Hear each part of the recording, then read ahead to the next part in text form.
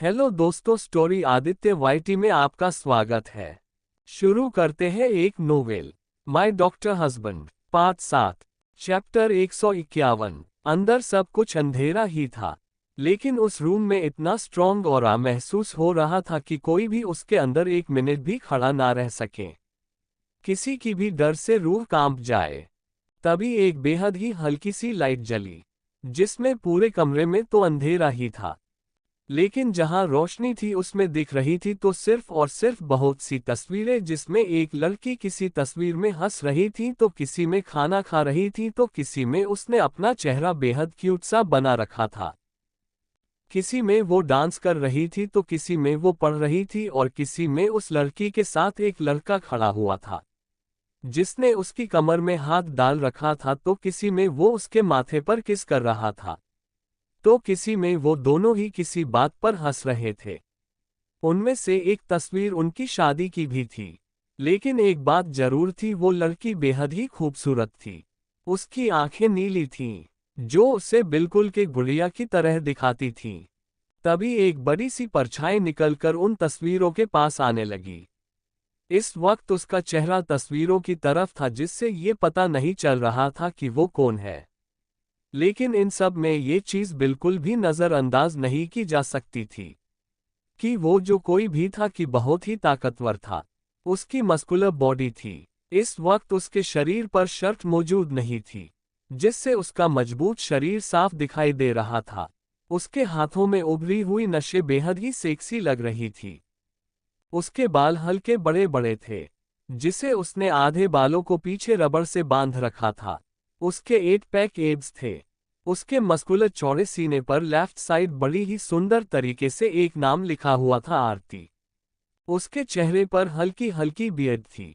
उसका sharp jawline, perfect nose, perfect lips, हल्की हल्की बियर्ड एंड काली गहरी आंखें, टॉल एंड हैंडसम था वो शख्स।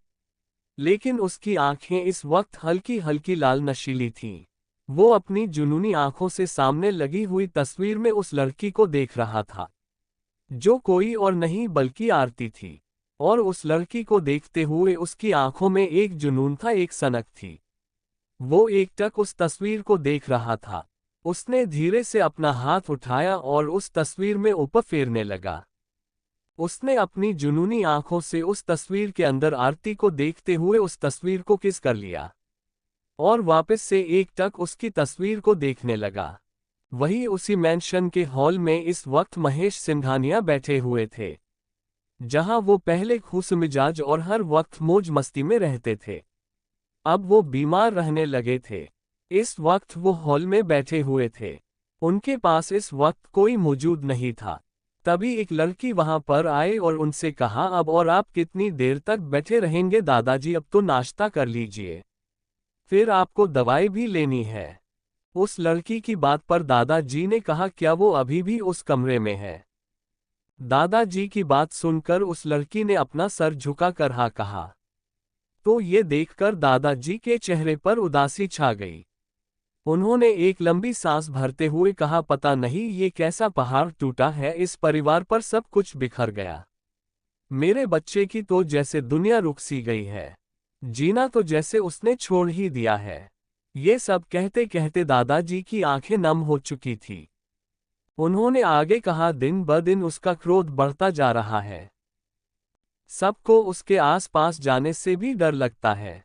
उसने पूरे परिवार से दूरी बना ली है। खामोशी ने तो जैसे उसके लबों पर अपनी जगह बना ली है। इतना कहते कहते उन्हें सांस लेने में प्रॉब्लम होने लगी थी। ये देखकर उस लड़की ने सामने रखी टेबल के नीचे का ड्रॉर खोला और उसमें से उनका इन्हेलर पंप निकाल कर उन्हें दिया, जिसको यूज करने के बाद उन्हें सांस में सांस आए। ये देखकर उस लड़की ने चैन की सांस ली। उन्हें अस्थमा था। उस लड़की ने अब दादी को सहारा देकर उठाया और ले जाकर उन्हें डाइनिंग टेबल पर बिठा दिया। उसने दादाजी को नाश्ता कराया और फिर उनकी दवा उन्हें दी। दवा देने के बाद उस लड़की ने उन्हें उनके कमरे में सुलाया और उन्हें आराम करने को कहकर बाहर आ गई। बाहर आकर वो हॉल में आकर बैठ गईं। Chapter 152 coma. वो बाहर उदास बैठी थी को तभी किसी ने उसके कंधे पर हाथ रखा। उस लड़की ने अपना सर घुमाकर देखा तो वहां पर लगभग 27 साल का एक हैंडसम लड़का खड़ा था। उस लड़के को देखकर उस लड़की की आंखें नम हो गईं।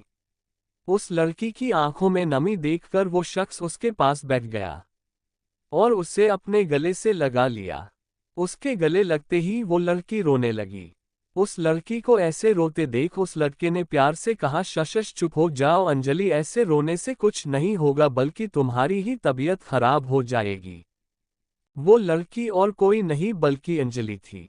टिया ने अब उससे अलग होकर अपनी आंखों में आंसू लिए हुए कहा, कैसे ना रो आरव, कितना कुछ हो गया, सब बदल गया। ये 2 साल हम सब के लिए ही काफी बुरे थे, लेकिन अगर किसी के लिए ये साल सबसे ज्यादा भयानक थे तो वो राम भाई है। वो इन 2 सालों में बिल्कुल अकेले हो गए हैं। टिया की बात सुनकर आरव ने कहा, भाई के लिए मुझे भी बहुत बुरा लग रहा है, लेकिन हम इसमें कुछ नहीं कर सकते। इन 2 सालों में भाई की दुनिया बस उस कमरे तक ही सीमित रह गई है। आरव की बात पर अंजलि उसके गले लग गई और आरव ने भी उसे अपने गले से लगा लिया। तभी टिया ने अलग होते हुए कहा, तुम्हें ऑफिस के लिए देर हो रही होगी, चलो पहले ब्रेकफास्ट कर लो। इतना कहकर अंजलि ने आरव का हाथ पकड़ा और दोनों ही डाइनिंग टेबल की तरफ चले गए। ब्रेकफास्ट करने के बाद आरव ऑफिस के लिए निकल गया और वही अंजलि घर में ही अपने कामों में लगी रही। वही सिंघानिया मैंशन के उसी कमरे में जहां वो शख्स खड़ा आरती की फोटो को निहार रहा था। उसने एक बटन प्रेस किया तो अगले ही पल उस दीवार में से एक दरवाजा खुला और उसके पार एक बेहद ही खूबसूरत कमरा दिखाई देने लगा। वो कमरा खूबसूरत था, लेकिन उसकी खूबसूरती में उस कमरे में बेड पर सोई हुई बेहद ही खूबसूरत लड़की चार चांद लगा रही थी। उस कमरे में बेड पर एक बेहद ही खूबसूरत लड़की सोई हुई थी, या ये कहे कि वो लड़की मशीनों से घिरी हुई बेड पर लेटी थी, जो और कोई नहीं बल्कि आरती थी, जो पिछले 2 सालों से कोमा में है। आरती अब 20 साल की हो चुकी है। पिछले 2 सालों से वो गहरी नींद में सोई हुई है। मशीनों में जरिए ही वो जिंदा है, लेकिन इन सब में उसकी खूबसूरती पर कोई असर नहीं पड़ा था। इस वक्त भी वो किसी स्लीपिंग ब्यूटी से कम नहीं लग रही थी। राम चलता हुआ उसके पास पहुंचा और उसे एकटक देखने लगा। उसने अपने हाथों में आरती का हाथ ले लिया और उसके हाथ को चूम लिया और अपने माथे से सटा लिया। उसने एक शब्द भी नहीं बोला और चुपचाप वहां बैठा रहा। उसने अपना सर उठाया और आरती को देखा। उसने आरती को देखते हुए कहा, और कितना वक्त लोगी वाइफी, अब उठ भी जाओ, तुम्हारे बिना मैं बिल्कुल अकेला हो गया हूँ। राम की बात पर आरती की बॉडी में कोई रिस्पॉन्स नहीं हुआ। उसने कहा, अब उठ भी जाओ वाइफी, तुम्हारे बिना ये राम सिंघानिया कुछ भी नहीं है। I miss your doll, I miss you a lot. इतना कहते कहते राम की आंखों में नमी जगह बनाने लगी थी, लेकिन उसने अपना एक भी आंसू बहने नहीं दिया। चैप्टर 153। आंसुओं को रोकने के कारण उसकी आंखें लाल हो गई थी। वो वहां से उठ खड़ा हुआ और सीधा उस रूम से बाहर निकल आया। अब वो अपने पहले वाले रूम में था, जिसमें आरती की बहुत सी तस्वीरें टंगी हुई थीं। उसी कमरे में साइड में एक पंचिंग बैग था। राम बिना अपने हाथों में ग्लव्स पहने ही उस पंचिंग बैग पर पंचिंग करने लगा। इस समय उसकी आंखों के साथ साथ उसका पूरा चेहरा लाल था और वो लगातार उस पंचिंग बैग पर पंचिंग कर रहा था। थोड़ी ही देर में राम पसीने से तरबतर हो गया था और साथ ही साथ उसके हाथों में चोट भी लग गई थी, लेकिन राम की इसकी परवाह नहीं थी कि उसको चोट लगी है। वो बस लगातार पंच पर पंच मारे ही जा रहा था। राम के हाथ तब जाकर रुके जब वो पंचिंग बैग फट गया। पंचिंग बैग के फटते ही राम ने पंचिंग करना बंद किया और अपना चेहरा आरती की तस्वीरों की तरह कर लिया और बेहद ही जुनून से आरती की तस्वीर को देखने लगा। इस समय उसके चेहरे पर कोई भी भाव नहीं थे। कोई नहीं बता सकता था कि उसके मन में इस वक्त क्या चल रहा है। ऐसे ही समय बीत रहा था। रात का समय। जिंदल मैंशन। हाल में रिया अपनी 1 साल की बच्ची आयुषी को अपनी गोद में लिए टहल रही थी, जो आज दोपहर के बाद से रो रही थी। अब कहीं जाकर वो चुप हुई थी।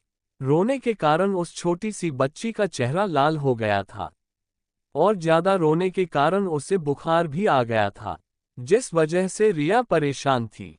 इनफैक्ट सभी परेशान थे। अभिषेक भी ऑफिस से आ चुका था और इस वक्त जिंदल मेंशन में डॉक्टर्स की लाइन लग गई थी। आकाश को इस वक्त पता नहीं था आयुषी के बारे में और वैसे भी वो रात को लेट आता था। ऐसा नहीं था कि आयुषी के बारे में बताने के लिए रिया ने उसे कॉल नहीं किया था। उसने कॉल किया था लेकिन आकाश ने रिया का नंबर देखकर कॉल कट कर दी। शायद रिया को भी इस बात का अंदाजा था कि वो उसका फोन नहीं उठाएगा और आकाश को कॉल न उठाता देखकर रिया के चेहरे पर फीकी मुस्कान आ पड़ी। उसने अपनी गोद में अपनी प्यारी सी बेटी को देखा जो उसकी गोद में अब सो चुकी थी। उसे देखकर उसे रोना आ गया। ये आज पहली बार नहीं था, ये पिछले 2 सालों से उसके साथ हो रहा था। वो उस चीज गलती की भरपाई कर रही थी जो उसने की ही नहीं थी, लेकिन उसका दोषी उसे ठहराया गया था, या फिर ये कह सकते हैं कि आकाश उसे मान रहा था। उसने अपनी बेटी को अपने सीने से लगा लिया और कहा, मुझे माफ कर देना बच्चा, जो हम दोनों के बीच तुम्हें पीसना पड़ रहा है। रात के लगभग 1 बजे आकाश घर आया। इस समय वो हल्का ड्रंक था। वो सीधा अपने कमरे में आया तो उसकी नज़र बेड पर सो रही रिया पर पड़ी जो अपने सीने से आयुषी को लगाए सो रही थी। आकाश सीधा बाथरूम में चला गया। लगभग 10 मिनट बाद वो बाहर आया और आयुषी के पास चला गया। वो आयुषी के पास लेट गया। उसने आयुषी को हल्के से अपनी तरफ ले लिया और उसकी पीठ सहलाते हुए नींद के आगोश में चला गया। इस वक्त आयुषी का बुखार उतर गया था, जिस वजह से आकाश को पता नहीं चला। आकाश और रिया के बीच इस वक्त फैसला था। दोनों एक बेड पर सो रहे थे, लेकिन बीच में काफी जगह थी। आकाश के सोने के बाद रिया ने अपनी आंखें खोल ली और अपनी आंसू भरी आंखों से आकाश को देखने लगी।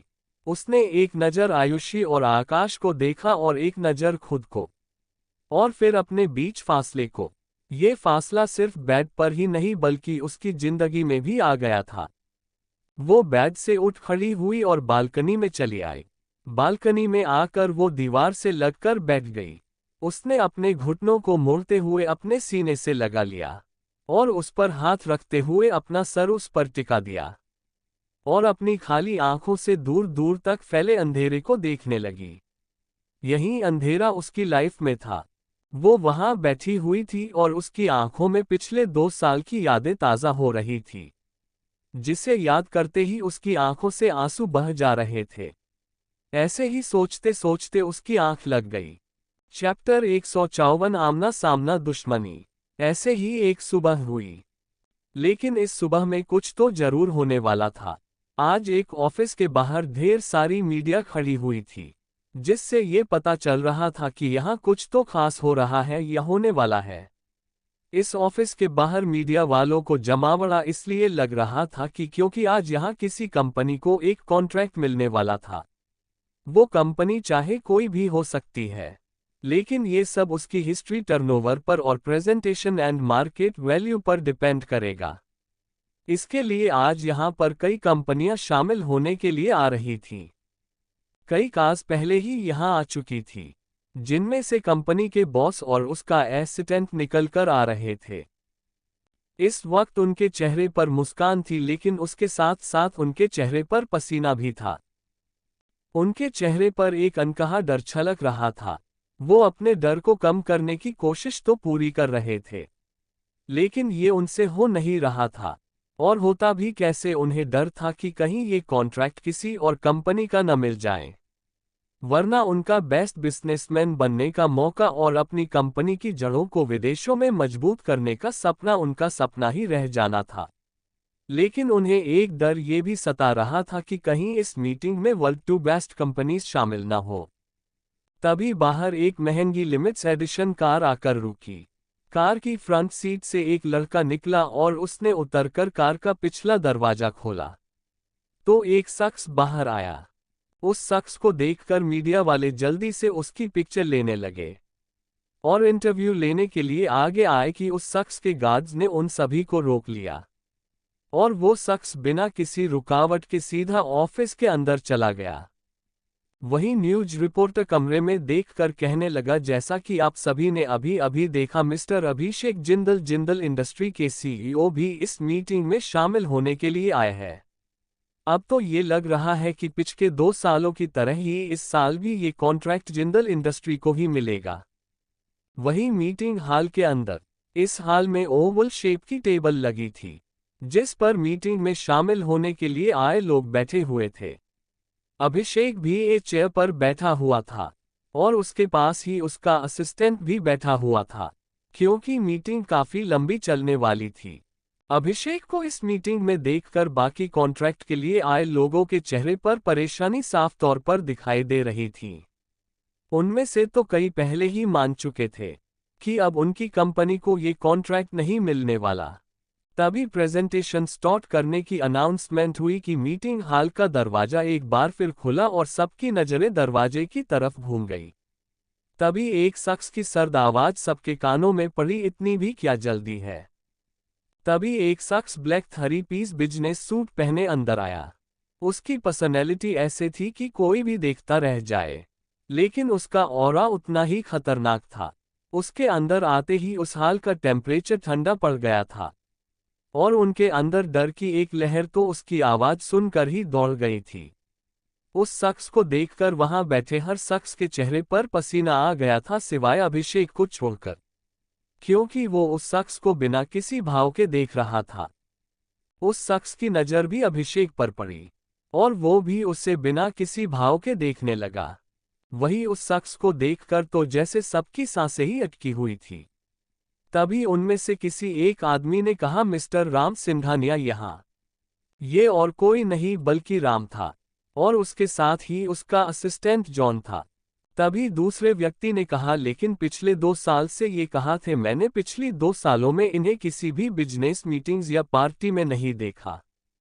ऐसे ही वहां पर बातें होने लगी। तभी राम ने अपनी खतरनाक आंखों से सबकी घूर कर देखा, जिससे सबकी बोलती बंद हो गई। सबको घूरने के बाद राम स्टाइल से चलता हुआ अपनी चेयर पर आकर बैठ गया और उसके साइड में ही जॉन बैठ गया। राम ने मीटिंग को शुरू करने का इशारा किया तो मीटिंग स्टार्ट हुई। सभी कंपनी से आए लोगों ने अपनी अपनी कंपनी की बनाई हुई प्रेजेंटेशन देनी शुरू की।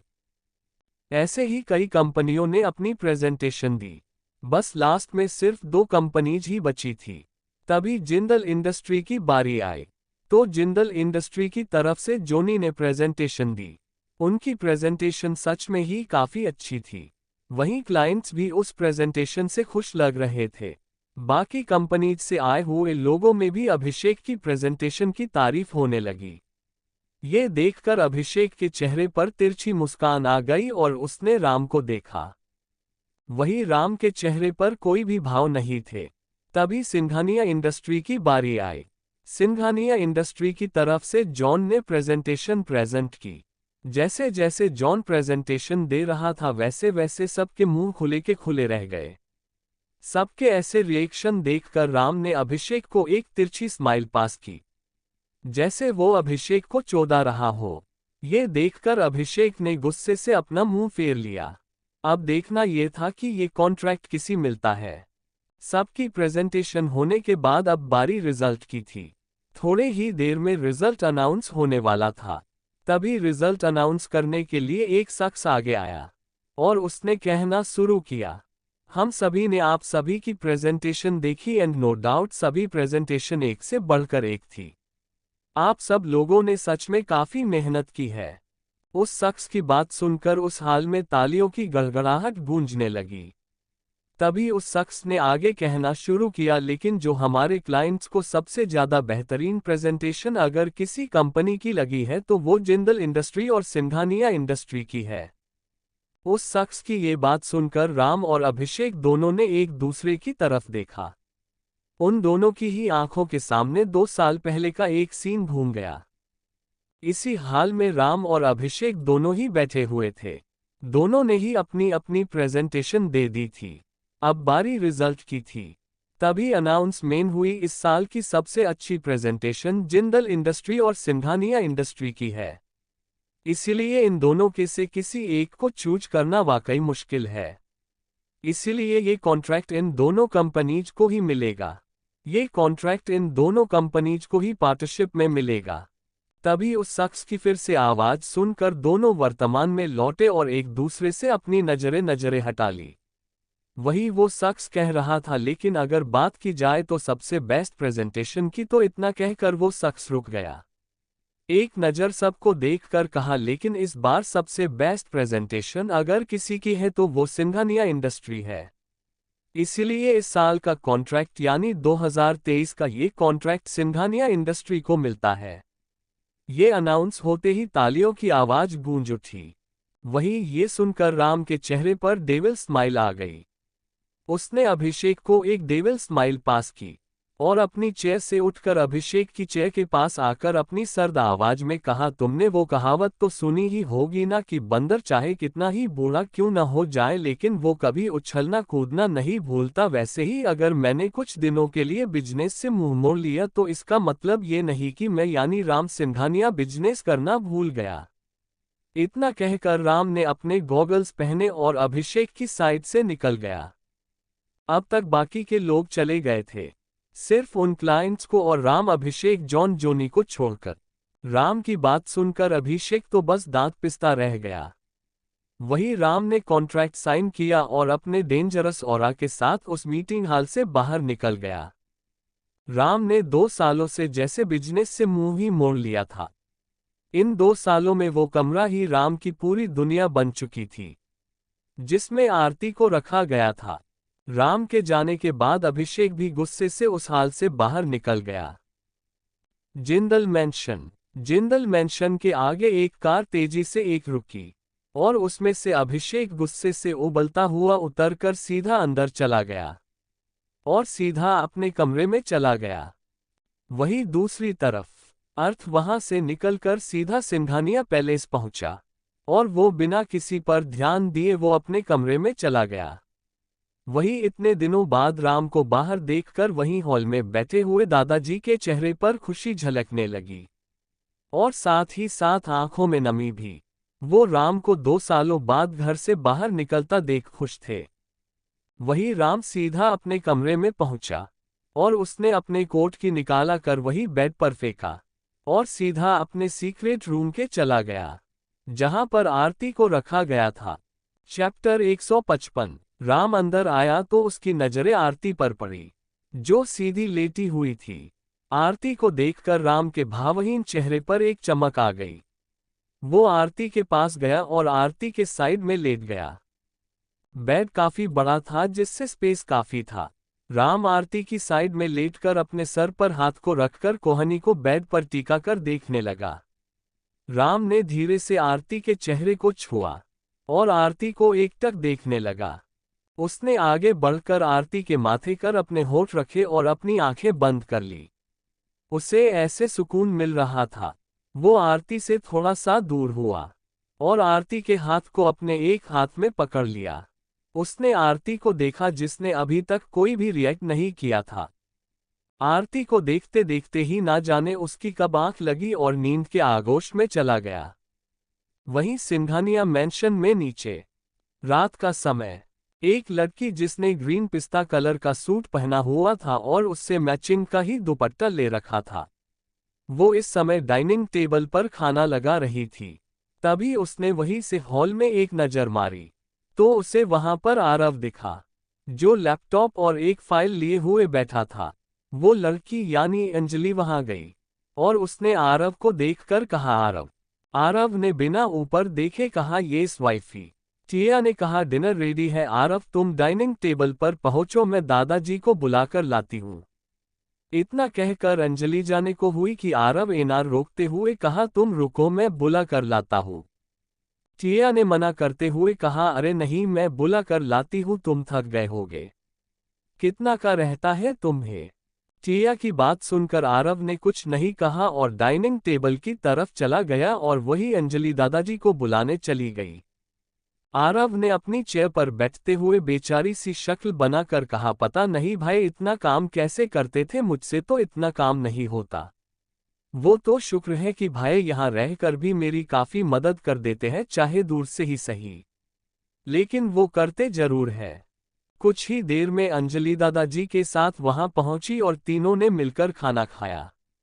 और फिर अंजलि ने दादाजी को मेडिसिन्स दी और उसके बाद तीनों ही सोने चले गए थे। राम का खाना पहले ही रूम में भिजवा दिया गया था। टिया और आरव की शादी को 1 साल से ऊपर हो चुका है, लेकिन उनकी मैरिज कोर्ट मैरिज थी। ये बात सबको पता थी, लेकिन अभी वो एक पति पत्नी की तरह रहते नहीं थे, क्योंकि उन दोनों ने ही ये डिसाइड किया था कि वो अपने रिश्ते में तभी आगे बढ़ेंगे जब आरती ठीक हो जाएगी और दोनों परिवारों के बीच में अच्छे रिलेशन फिर से बन जाएंगे। इससे पहले वो एक पत्नी पति की तरह नहीं रहेंगे। यहाँ तक कि वो दोनों अलग अलग कमरे में रहते हैं, लेकिन एक बात उनके बीच जरूर थी कि वो दोनों एक दूसरे को समझते थे और दोनों ही एक दूसरे से प्यार करते थे। आरती के कोमा में जाने के बाद अंजलि बिल्कुल चुप चुप रहने लगी थी। यहाँ तक कि वो डिप्रेशन में भी चली गई थी, क्योंकि शुरू से ही रिया, टिया और आरती एक साथ रही है। अब आरती तो कोमा में है और रिया वो जिंदल हाउस में है, जिस वजह से वो अकेली पड़ गई थी। और अंजलि पर सबसे ज्यादा गहरा असर तो आरती का कोमा में जाने का पड़ा था, जिस वजह से वो डिप्रेशन में भी चली गई थी और चुप चुप सी रहने लगी थी। इसी बीच आरव की कई बार मुलाकातें अंजलि से हुई और आरव के फ्रेंडली नेचर की वजह से वो जल्दी ही आरव से घुल मिल गई थी और टिया डिप्रेशन से बाहर आ गई। दोनों दोस्त बन गए थे, काफी अच्छे दोस्त। धीरे धीरे दोनों के कब प्यार हुआ ये पता ही नहीं चला। दोनों में अपने प्यार का इजहार किया और शादी करने का फैसला लिया। दोनों ने ही अपनी अपनी फैमिली को बता दिया, जिससे घर वाले मान गए, क्योंकि आरव के कारण अंजलि में बदलाव वो भी देख रहे थे। अंजलि की खुशी के लिए वो कुछ भी कर सकते थे। उन्होंने आरव और अंजलि की शादी धूमधाम से करने की सोची, लेकिन अंजलि और आरव दोनों के ही इसके लिए मना कर दिया और शादी को कोर्ट में करने का फैसला लिया। और वो ऐसा क्यों कर रहे हैं ये भी बताया। अब उनकी मर्जी के आगे घर वालों की एक भी ना चली और दोनों के ही कोर्ट मैरिज कर ली। चैप्टर 156। ऐसे ही धीरे धीरे दिन बीत रहे थे। वही एक दिन, जिंदल मैंशन, रात का वक्त 12 बजे। आकाश का कमरा। रिया इस वक्त बेचैनी से टहलते हुए आकाश के आने का इंतजार कर रही थी। उसने बेड पर एक नजर देखा, जहां उसने आयुषी को सुला रखा था। वो आराम से सो रही थी। उसने टाइम देखा जो कि 12 बज गए थे। उसने परेशानी से कहा, पता नहीं आकाश जी भी कहाँ रह गए। 12 बज चुके हैं, अभी तक नहीं आए। सुबह से खाना भी नहीं खाया है आज उन्होंने तभी उदास होकर कहा, खाना तो वैसे भी वो घर पर नहीं खाते हैं, क्योंकि घर पर खाना मैं जो बनाती हूँ। इतना कहकर वो उदास हो गई। तभी उसे कमरे का दरवाजा खुलने की आवाज आई, जिससे उसकी नजरें दरवाजे की ओर उठ गई। वहां आकाश खड़ा था। वो उसके पास जाने लगी कि आकाश ने अपना हाथ दिखाकर उसे वहीं रोक दिया, जिससे रिया के कदम अपने आप वहीं पर रुक गए। उसका चेहरा उतर गया। तभी उसे शराब की तेज बू आई। उसने अपने मुंह और नाक पर हाथ रख लिया। ये शराब की बू इसीलिए आ रही थी कि क्योंकि आकाश ने ड्रिंक की हुई थी और वो नशे में पूरी तरह धुत था। वो आगे बढ़ने को हुआ कि उसके कदम लड़खड़ा गए, जिससे रिया ने आगे बढ़कर जल्दी से पकड़कर गिरने से बचा लिया। रिया के पकड़ते ही आकाश ने अपना हाथ झटक दिया, जिसके लिए रिया तैयार नहीं थी। वो वहीं गिर गई, जिससे उसकी हल्की सी चीख निकल गई। उसके हाथ में कोहनी पर चोट आ गई थी। रिया को गिरता देखा आकाश एक कदम रिया की तरफ बढ़ा कि वो रुक गया और वापस पीछे हो गया। और उसने रूड होते हुए कहा, कोशिश भी मत करना मेरे पास आने की। तुमसे कितनी बार कहा है कि मुझसे दूर रहा करो। नफरत है मुझे तुमसे। जब से मेरी जिंदगी में आए हो तब से बस मेरी जिंदगी का सुकून छीन गया है। आकाश के कड़वे बोल रिया को किसी तीर की तरह अपने सीने में चुभते हुए महसूस हो रहे थे। इसके इतने कड़वे बोल सुनकर रिया की आंखों से आंसू पानी की झरझर बहने लगे। उसने अपनी आंसू भरी आंखों से आकाश को देखा जो बेड की तरफ बढ़ चुका था। आकाश बेड की तरफ बड़बड़ाते हुए जाते जा रहे थे, मेरी लाइफ की सबसे बड़ी गलती हो तुम, तुम्हारे आने से मेरी लाइफ में तूफान नहीं सुनामी आ गई। मेरी जिंदगी का बुरा जवाब हो तुम, सबसे बुरा। इतना कहते कहते आकाश बेड पर पसर गया।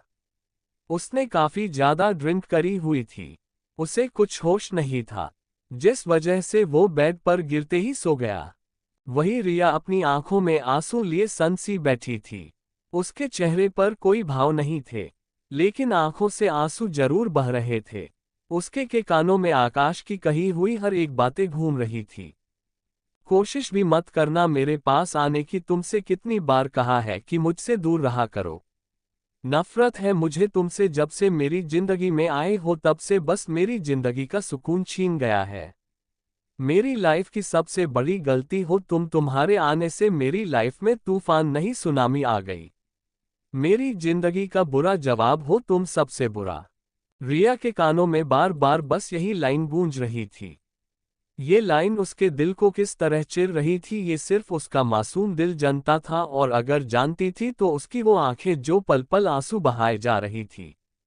उसने अपना सर पीछे करके आकाश को देखा, जो पर के बल बेड पर सो गया था। ना तो उसने कपड़े बदले थे और ना ही अपने शूज वगैरह निकले थे। चैप्टर 157 रिया के लिए एक बड़ा सदमा और आंसू। वो खड़ी हुई और उसने अपने आंसू पोंछे, लेकिन उसके आंसू फिर से उसकी आंखों से बह निकले। वो आकाश के पास गई। उसने किसी तरह आकाश को सीधा लेटाया और उसके पैरों से शूज निकाले, और उसके बाद उसने उसका कोट निकाला। उसके पास वो आकाश की टाई निकालने लगी, लेकिन तभी उसकी नजरें आकाश के शर्ट पर गई, जहां पर कॉलर के आसपास लिपस्टिक का निशान था। ये देखकर रिया के हाथ पैर वहीं जम गए। उसका दिल धक से रह गया। वो वही धम्म से बैठ गई। एक औरत, एक पत्नी सब कुछ सहन कर सकती है, लेकिन अपने पति को दूसरी औरत के साथ बांटना बिल्कुल भी सहन नहीं कर सकती। वो इन 2 सालों से आकाश को नाराजगी बर्दाश्त करती आ रही थी, जिससे वह इन 2 सालों में घुट घुट कर जी रही थी। उसने कभी अपनी जिंदगी में यह नहीं सोचा था कि उसे ये दिन भी देखना पड़ेगा।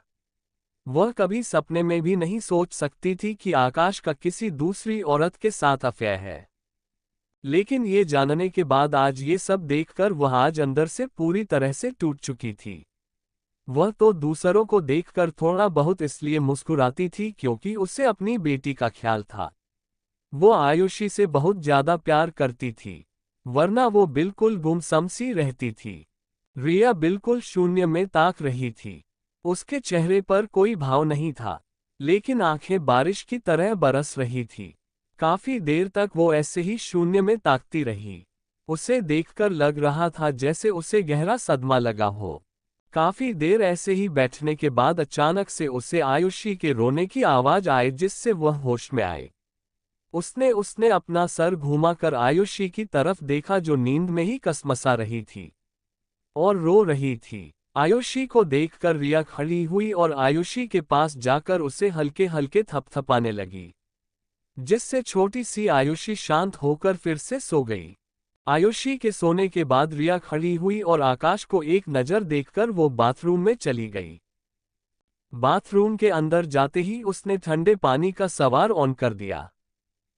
जनवरी की इतनी ठंड में रात के समय उसके ऊपर बर्फ से भी ठंडा पानी गिर रहा था, लेकिन रिया को इससे कोई फर्क नहीं पड़ रहा था। अब उसके सब्र का बांध टूट गया। वो वहीं अपने घुटनों के बल बैठकर फुट फुट रोने लगी और कहने लगी, क्यों आयुष जी, क्यों किया आपने ऐसा? माना कि आप नाराज थे मुझसे तो ठीक है, ना रखते अपनी नाराजगी, लेकिन आपने ये सब क्या किया? ऐसा करके तो अपने मेरा वजूद, मेरे पत्नी होने का वजूद ही मिटा दिया। हम तो एक दूसरे से प्यार करते थे ना, तो क्या आपकी नाराजगी मेरे प्रति इतनी बढ़ गई कि आज नाराजगी प्यार पर भारी पड़ गई? ये कहकर रिया ने अपना चेहरा घुटनों में छुपा लिया और फूट फूट कर रोने लगी। लेकिन बाथरूम में पानी गिरने की आवाज से उसकी रोने की आवाज बाहर नहीं जा पा रही थी। वहीं बाहर आकाश सुकून से सो रहा था। उसे तो कुछ खबर ही नहीं थी। रिया ठंडी रात में ठंडे पानी के नीचे भीग रही थी। ना जाने वो कितनी ही देर वो वहां बैठी भीगती रही और रोती रही। उसका शरीर कांप रहा था, लेकिन उसके सीने में इतना दर्द था कि उससे ये सब दिख ही नहीं रहा था। ना जाने वो कितनी ही देर और बैठी रहती, लेकिन उसे होश में लाने का काम फिर से आयुषी ने किया। आयुषी का ख्याल आते ही रिया किसी तरह कांपती हुई खड़ी हुई और उसने अपने कांपते हाथों से शावर को बंद किया। शावर को बंद करने के बाद वह भीगी भागी सी बाथरूम से बाहर आए और एक नज़र अपनी बेटी को देखा। अब की बार उसने आकाश को एक नज़र भी नहीं देखा और अपने कपड़े बदलने के लिए क्लोजेस्ट एरिया में चली गई। उसने अपने कपड़े बदले और बालों को पूछते हुए बाहर आए। कपड़े बदलने की बाद भी वो कांप रही थी। उसने अपने बाल भी नहीं सुखाए और सीधा जाकर सोफे पर लेट गई और अपनी काली आंखों से बिना किसी भाव के सीलिंग को देखने लगी। उसने ना ही कोई ब्लैंकेट लिया और ना ही कुछ और सीधा सोफे पर लेटी हुई बस सीलिंग को बिना किसी भाव के देख रही थी। इन सब में उसे अपनी कोहनी में लगी हुई चोट का कोई ख्याल ही नहीं था।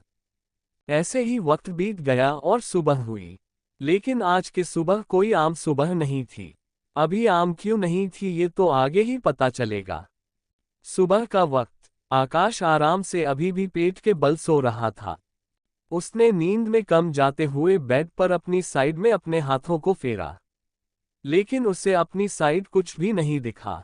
सुबह सुबह उसे आयुषी को अपने गले लगाने की आदत थी, लेकिन जब उसने अपनी आंखें खोलकर देखा तो बेड पर कोई नहीं था। इनफैक्ट पूरे कमरे में कोई नहीं था।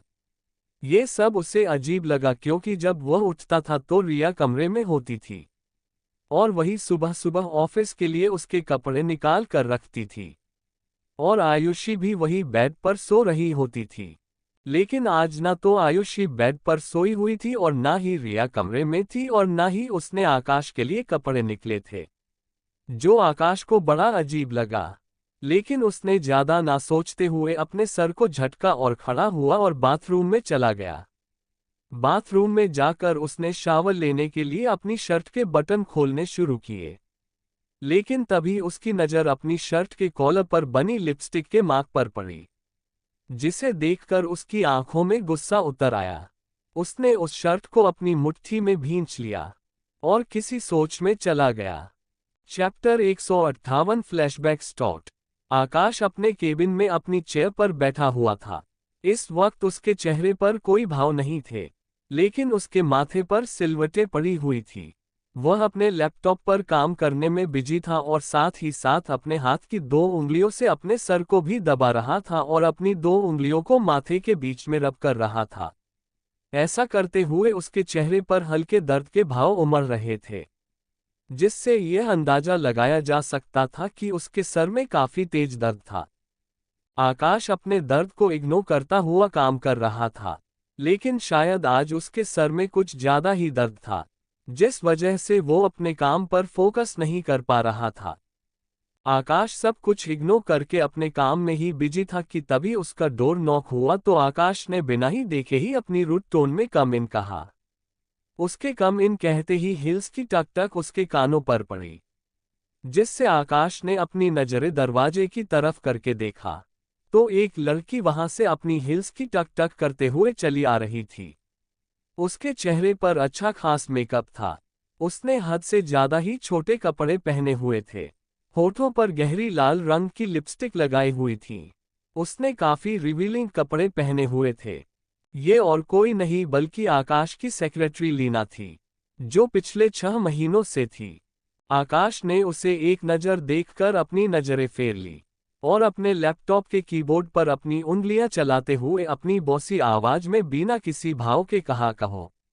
आकाश को देखकर उसकी सेक्रेटरी ने अपनी ड्रेस को आगे से खींचकर थोड़ा नीचे कर लिया, जिससे उसका क्लीवेज दिखने लगा और मुस्कुराते हुए आकाश को देखने लगी। इस वक्त वो अदा से खड़ी हुई थी। वही आकाश तो अपने काम में बिजी था। उसका ध्यान अपने काम के अलावा किसी पर नहीं था। जब उसे किसी की भी आवाज नहीं आई तो उसने अब की बार अपनी नजरें उठाकर लीना को घूरा, जो उसे ही ताड़ रही थी, और अपनी कड़क आवाज में कहा, अब कुछ बोलोगी भी या ऐसे ही खड़े रहोगी। आकाश की कड़क आवाज लीना को उसके ख्वाबों से बाहर लाने के लिए काफी थी। वो एकदम से अपने होश में आई और हड़बड़ा गई, लेकिन जल्द ही उसने खुद को नॉर्मल किया और आकाश को देखकर कहने लगी, सर इस फाइल पर आपके साइन चाहिए थे। आकाश ने फाइल की तरफ देखा और अपना हाथ फाइल लेने के लिए आगे कर दिया। लीना ने फाइल नहीं दी, बल्कि उसके चेहरे पर एक तिरछी मुस्कान आ गई। अपने चेहरे के भावों को नॉर्मल रखते हुए वो आकाश की चेयर के पास आ गई और उसके पास जाकर उसने वो फाइल आकाश के हाथ में रख दी। वही आकाश को इस बात का एहसास नहीं था कि लीना उसके चेहरे के पास आकर खड़ी हो गई है। फाइल अपने हाथों में लेकर आकाश फाइल को पढ़ने लगा और पढ़ने के बाद उसने उस पर साइन कर दिए और उसने फाइल को लीना को देने की जहमत भी नहीं उठाए और उसने फाइल को लगभग टेबल पर पटक दिया और अपनी रूड टोन में कहा, गेट आउट ऑफ हियर। आकाश का ऐसा बिहेवियर देखकर लीना को गुस्सा तो बहुत आया, जिससे उसके हाथों की मुट्ठियां कस गई, लेकिन उसने अपने गुस्से को शांत किया और एक नज़र पहले आकाश को देखा और फिर पूरे केबिन को देखते हुए अपने मन में कहा, एक बार बस एक बार तुम मेरे जाल में फंस जाओ, फिर तुम्हें मैंने अपने पीछे पालतू कुत्ते की तरह ना घुमाया ना तो मेरा नाम भी लीना कश्यप नहीं। इतना अपने मन ही मन सोचकर लीना वहां से जाने लगी, लेकिन तभी उसके दिमाग में एक आइडिया आया। उसने जानबूझकर गिरने का नाटक किया और गिरने का नाटक करते हुए वो आकाश की गोद में जा गिरी, जिससे उसके होठों की छाप आकाश के कॉलर पर लग गई। लीना को अपनी गोद में गिरते देख पहले तो आकाश को कुछ समझ नहीं आया, लेकिन जब उसे समझ आया तो उसकी आंखें गुस्से से लाल हो गई। उसने लीना को अपनी गोद से उठाना चाहा, लेकिन लीना ने उसके गले में अपनी बाहें डाल दी और अपनी एक उंगली आकाश के चेहरे पर फेरते हुए कहा, इसमें इतना गुस्सा होने वाली बात कौन सी है, एक बार मुझे मौका देकर तो देखो, तुम्हें निराश नहीं करूंगी। इतना कहकर लीना आकाश के होठों की तरफ बढ़ने लगी। लीना आकाश के होठों को छू भी पाती उससे पहले ही आकाश ने लीना को अपने से दूर झटक दिया, जिससे लीना नीचे गिर पड़ी और गिरते ही उसकी चीख निकल गई, क्योंकि आकाश ने उसे काफी तेज धक्का मारा था। आकाश गुस्से से अपनी चेयर से खड़ा हो गया और लगभग गुस्से से चीखते हुए कहा, तुम्हारी हिम्मत कैसे हुई मेरे पास आने की, मुझसे ऐसे बात करने की और मुझे टच करने की। आकाश के गुस्से से भरी आवाज सुनकर लीना काफी डर गई, क्योंकि आकाश अभी काफी गुस्से में लग रहा था। वो डर से कांप रही थी। अब उसे अपने किए पर पछतावा हो रहा था। उसने कांपते हुए कहा, मैं आपसे प्यार करती हूँ मिस्टर जिंदल, पर प्लीज मुझे एक मौका दे दीजिए। लीना की बात सुनकर आकाश का गुस्सा चरम सीमा पर पहुंच गया। उसने चीखते हुए कहा, चुप, एकदम चुप, मैं अच्छे तरीके से जानता हूं तुम जैसी लड़कियों को जिसकी रातें हर रोज होटल में गुजराती है। आकाश की बात सुनकर लीना का चेहरे सफेद पड़ गया, क्योंकि आकाश ने जो कहा वो सच था। उसकी रातें रोज किसी न किसी के साथ होटल में गुजरती थी। अब लीना को माफी मांगना ही बेहतर लगा। वो आकाश से माफी मांगने लगी, लेकिन अब तक आकाश गुस्से में काफी भड़क गया था। उसे लीना का अपने पास आना बेहद गंदा महसूस हो रहा था। उसने अपनी टेबल पर मौजूद एक बटन को दबाया, जिससे अगले ही कुछ मिनटों में गार्ड्स उसके केबिन में मौजूद थे। आकाश ने गार्ड से लीना को उठाकर बाहर फेंकने को कहा और उसे कभी भी कंपनी के अंदर ना आने देने की भी हिदायत दी। गार्ड्स आकाश की बात मानकर लीना को घसीटते हुए ले गए। लीना गिड़गिड़ाते हुए रह गई, लेकिन आयुष ने उस पर कोई रहम नहीं की। फ्लैशबैक एंड चैप्टर 159 आकाश की नाराजगी की वजह। आकाश ने गुस्से में उस शर्ट को डस्टबिन में फेंक दिया और बाथरूम के अंदर चला गया। लगभग आधे घंटे बाद वह ऑफिस के लिए तैयार हो चुका था।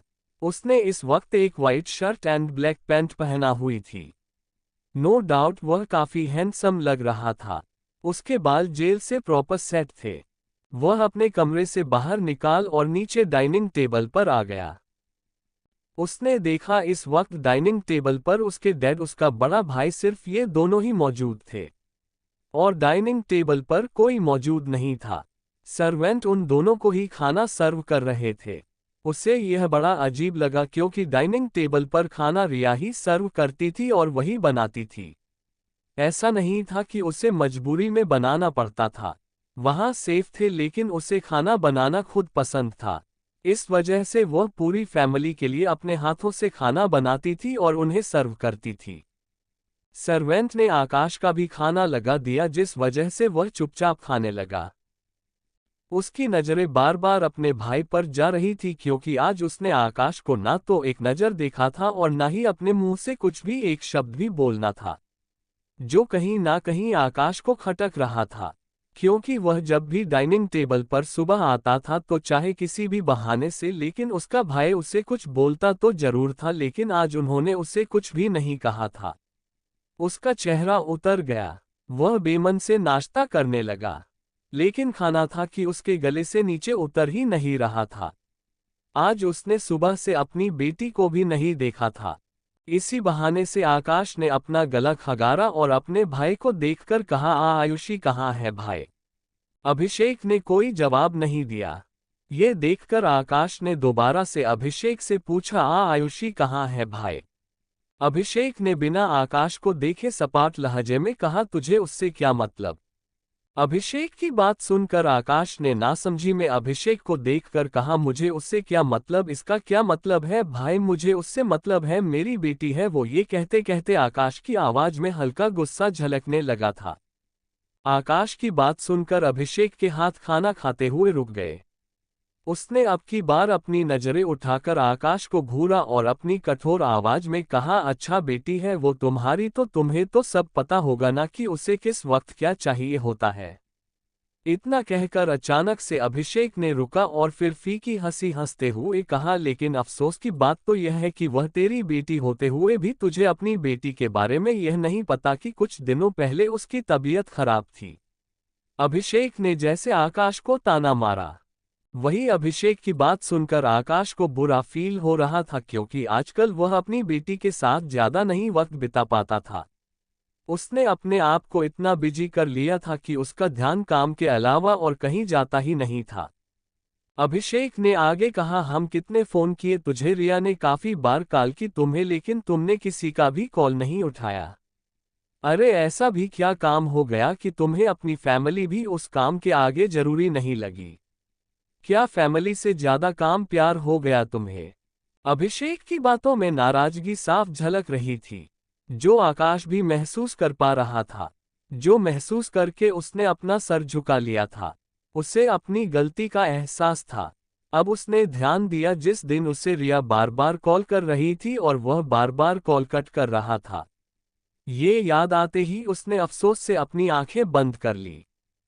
तभी आगे अभिषेक की आवाज उसके कानों में पड़ी, वो तो अच्छा था कि रिया ने किसी तरह सब कुछ मैनेज कर लिया, आखिरकार वो भी इतनी बड़ी नहीं हुई है, बच्ची है, लेकिन इतनी कम उम्र में काफी समझदार है तुमसे भी। अभिषेक की बात आकाश अपना सर नीचे की चुपचाप सुन रहा था। अब अभिषेक ने ज्यादा कुछ नहीं कहा, लेकिन अब उसका मन खाना खाने का नहीं कर रहा था, इसलिए वह डाइनिंग टेबल से उठकर जाने लगा। उसके पापा तो पहले ही डाइनिंग टेबल से उठकर जा चुके थे। अभिषेक को जाता देखकर आकाश ने खड़े होकर पीछे से कहा, सॉरी। अभिषेक के कदम रुक गए, लेकिन उसने पीछे मुड़कर नहीं देखा। अभिषेक ने लंबी सांस भरी और आकाश की तरफ पलटा। वो आकाश के पास आया और आकाश की आंखों में झांकते हुए कहा, जो हुआ उससे भूल जाओ, उसमें रिया की कोई गलती नहीं है और ये तुम और मैं दोनों ही अच्छे से जानते हैं। तो फिर तुम क्यों उस बच्ची को उस बात का, उस गलती का कसूरवार ठहराते हो जो गलती उसने की ही नहीं है? इन 2 सालों में बहुत कुछ सहा है उसने और अब वो तुम्हारी नाराजगी और बर्दाश्त नहीं कर पाएगी। अभिषेक की बात खत्म होने पर आकाश ने अपने रूंधे गले से कहा, लेकिन भाई उसके आने से मेरी प्रिंसेस। आकाश इससे आगे और कुछ कहता कि अभिषेक ने कहा, उसके आने से कुछ नहीं हुआ है आकाश, हाँ हमारी प्रिंसेस। इतना कहते कहते अभिषेक का भी गला भर आया था। उसने लंबी सांस ली और आकाश से कहा, हमारी प्रिंसेस के साथ जो हुआ उसमें रिया की कोई गलती नहीं है। आकाश ने अपने रूंधे गले से कहा, लेकिन भाई उसके हमारी लाइफ में आने से ही हमारी प्रिंसेस हमसे दूर हो गई। उसके कदम हमारी जिंदगी में मनुष्यत लेकर आए हैं भय, और ये सच है। आकाश की बात सुनकर अभिषेक ने आकाश को डांटते हुए कहा, ये कैसी बातें कर रहे हो तुम आकाश, और ये बातें तुम्हारे दिमाग में आती कहाँ से है? रिया के कदम इस घर में मनहूसियत लेकर बिल्कुल भी नहीं आए हैं, बल्कि ये सब उस राम सिंघानिया की वजह से हुआ है। उसके कारण ही ये सब हुआ है। हमारी प्रिंसेस आज हमसे इतनी दूर है और इस हालत में है। इतना कहते कहते अभिषेक की आंखें गुस्से में अंगारे उगल रही थी, जिसे देखकर आकाश ने मजबूती से अभिषेक के कंधों को पकड़ लिया, जिससे अभिषेक ने अपनी आंखें बंद की और लंबी लंबी सांस ली और खुद को शांत किया। थोड़ा शांत होने के बाद अभिषेक ने आकाश के चेहरे को ध्यान से देखते हुए प्यार से कहा, जो हुआ ऐसे भूल जाओ, उसमें रिया की कोई गलती नहीं है, बल्कि वो तो आरती से कितना प्यार करती थी और आज भी करती है। हमेशा उसे एक बड़ी बहन और माँ का प्यार दिया है उसने। अच्छा मुझे तुम एक बात बताओ। अभिषेक की बात सुनकर आकाश अभिषेक को सवालिया निगाहों से देखने लगा। आकाश की नजरों में सवाल को पढ़ाते हुए अभिषेक ने कहा, तुम्हें पता है हमारी मम्मा की डेथ किस लिए हुई थी? आकाश को कुछ समझ नहीं आया, लेकिन उसने अपना हाँ में सर हिला दिया। तो अभिषेक ने आगे कहा, क्यों हुई थी? आकाश सीढ़ियों से गिरने के कारण। अभिषेक ने आकाश के चेहरे के भावों को देखते हुए कहा, और वो सीढ़ियों से क्यों गिरी थी? आकाश के कहा, क्योंकि उनका पैर स्लिप हो गया था। अभिषेक ने आगे कहा, और उनका पैर स्लिप क्यों हुआ था? अभिषेक की बात पर आकाश ने उसे नासमझी में देखते हुए कहा, प्रिंसेस को बचाते हुए। आकाश की बात पर अभिषेक ने कहा, तो क्या मम्मा की डेथ का कारण प्रिंसेस है? क्या हम मम्मा की डेथ कसूरवार प्रिंसेस को ठहराएंगे? इतना कहकर अभिषेक आकाश के चेहरे के भावों को देखने लगा। अभिषेक की बात सुनकर आकाश ने हल्के गुस्से से कहा, ये कैसी बात कर रहे हैं आप भैया? प्रिंसेस मम्मा की कसूरवार क्यों होगी? प्रिंसेस ने थोड़ी ना कुछ किया था। आकाश की बात पर अभिषेक ने हल्की सी स्माइल की और कहा, एग्जैक्टली, तो तुम प्रिंसेस की हालत का जिम्मेवार रिया को क्यों मान रहे हो? अभिषेक की बात सुनकर आकाश चुप हो गया। उसके मुंह से कुछ नहीं निकला। शायद अब उसे खुद की गलती समझ आ गई थी। आकाश को सोचता देखकर अभिषेक ने कहा, मैंने जो कहा उसके बारे में सोचना जरूर, और जब तुम्हें सब समझ आ जाए तो रिया से जाकर माफी मांग लेना। इस वक्त वो आयुषी को लेकर डॉक्टर के पास गई है, उसके रेगुलर चेकअप के लिए। इतना कहकर अभिषेक ने आकाश के कंधों को थपथपाया और आकाश को सोच में छोड़कर चला गया।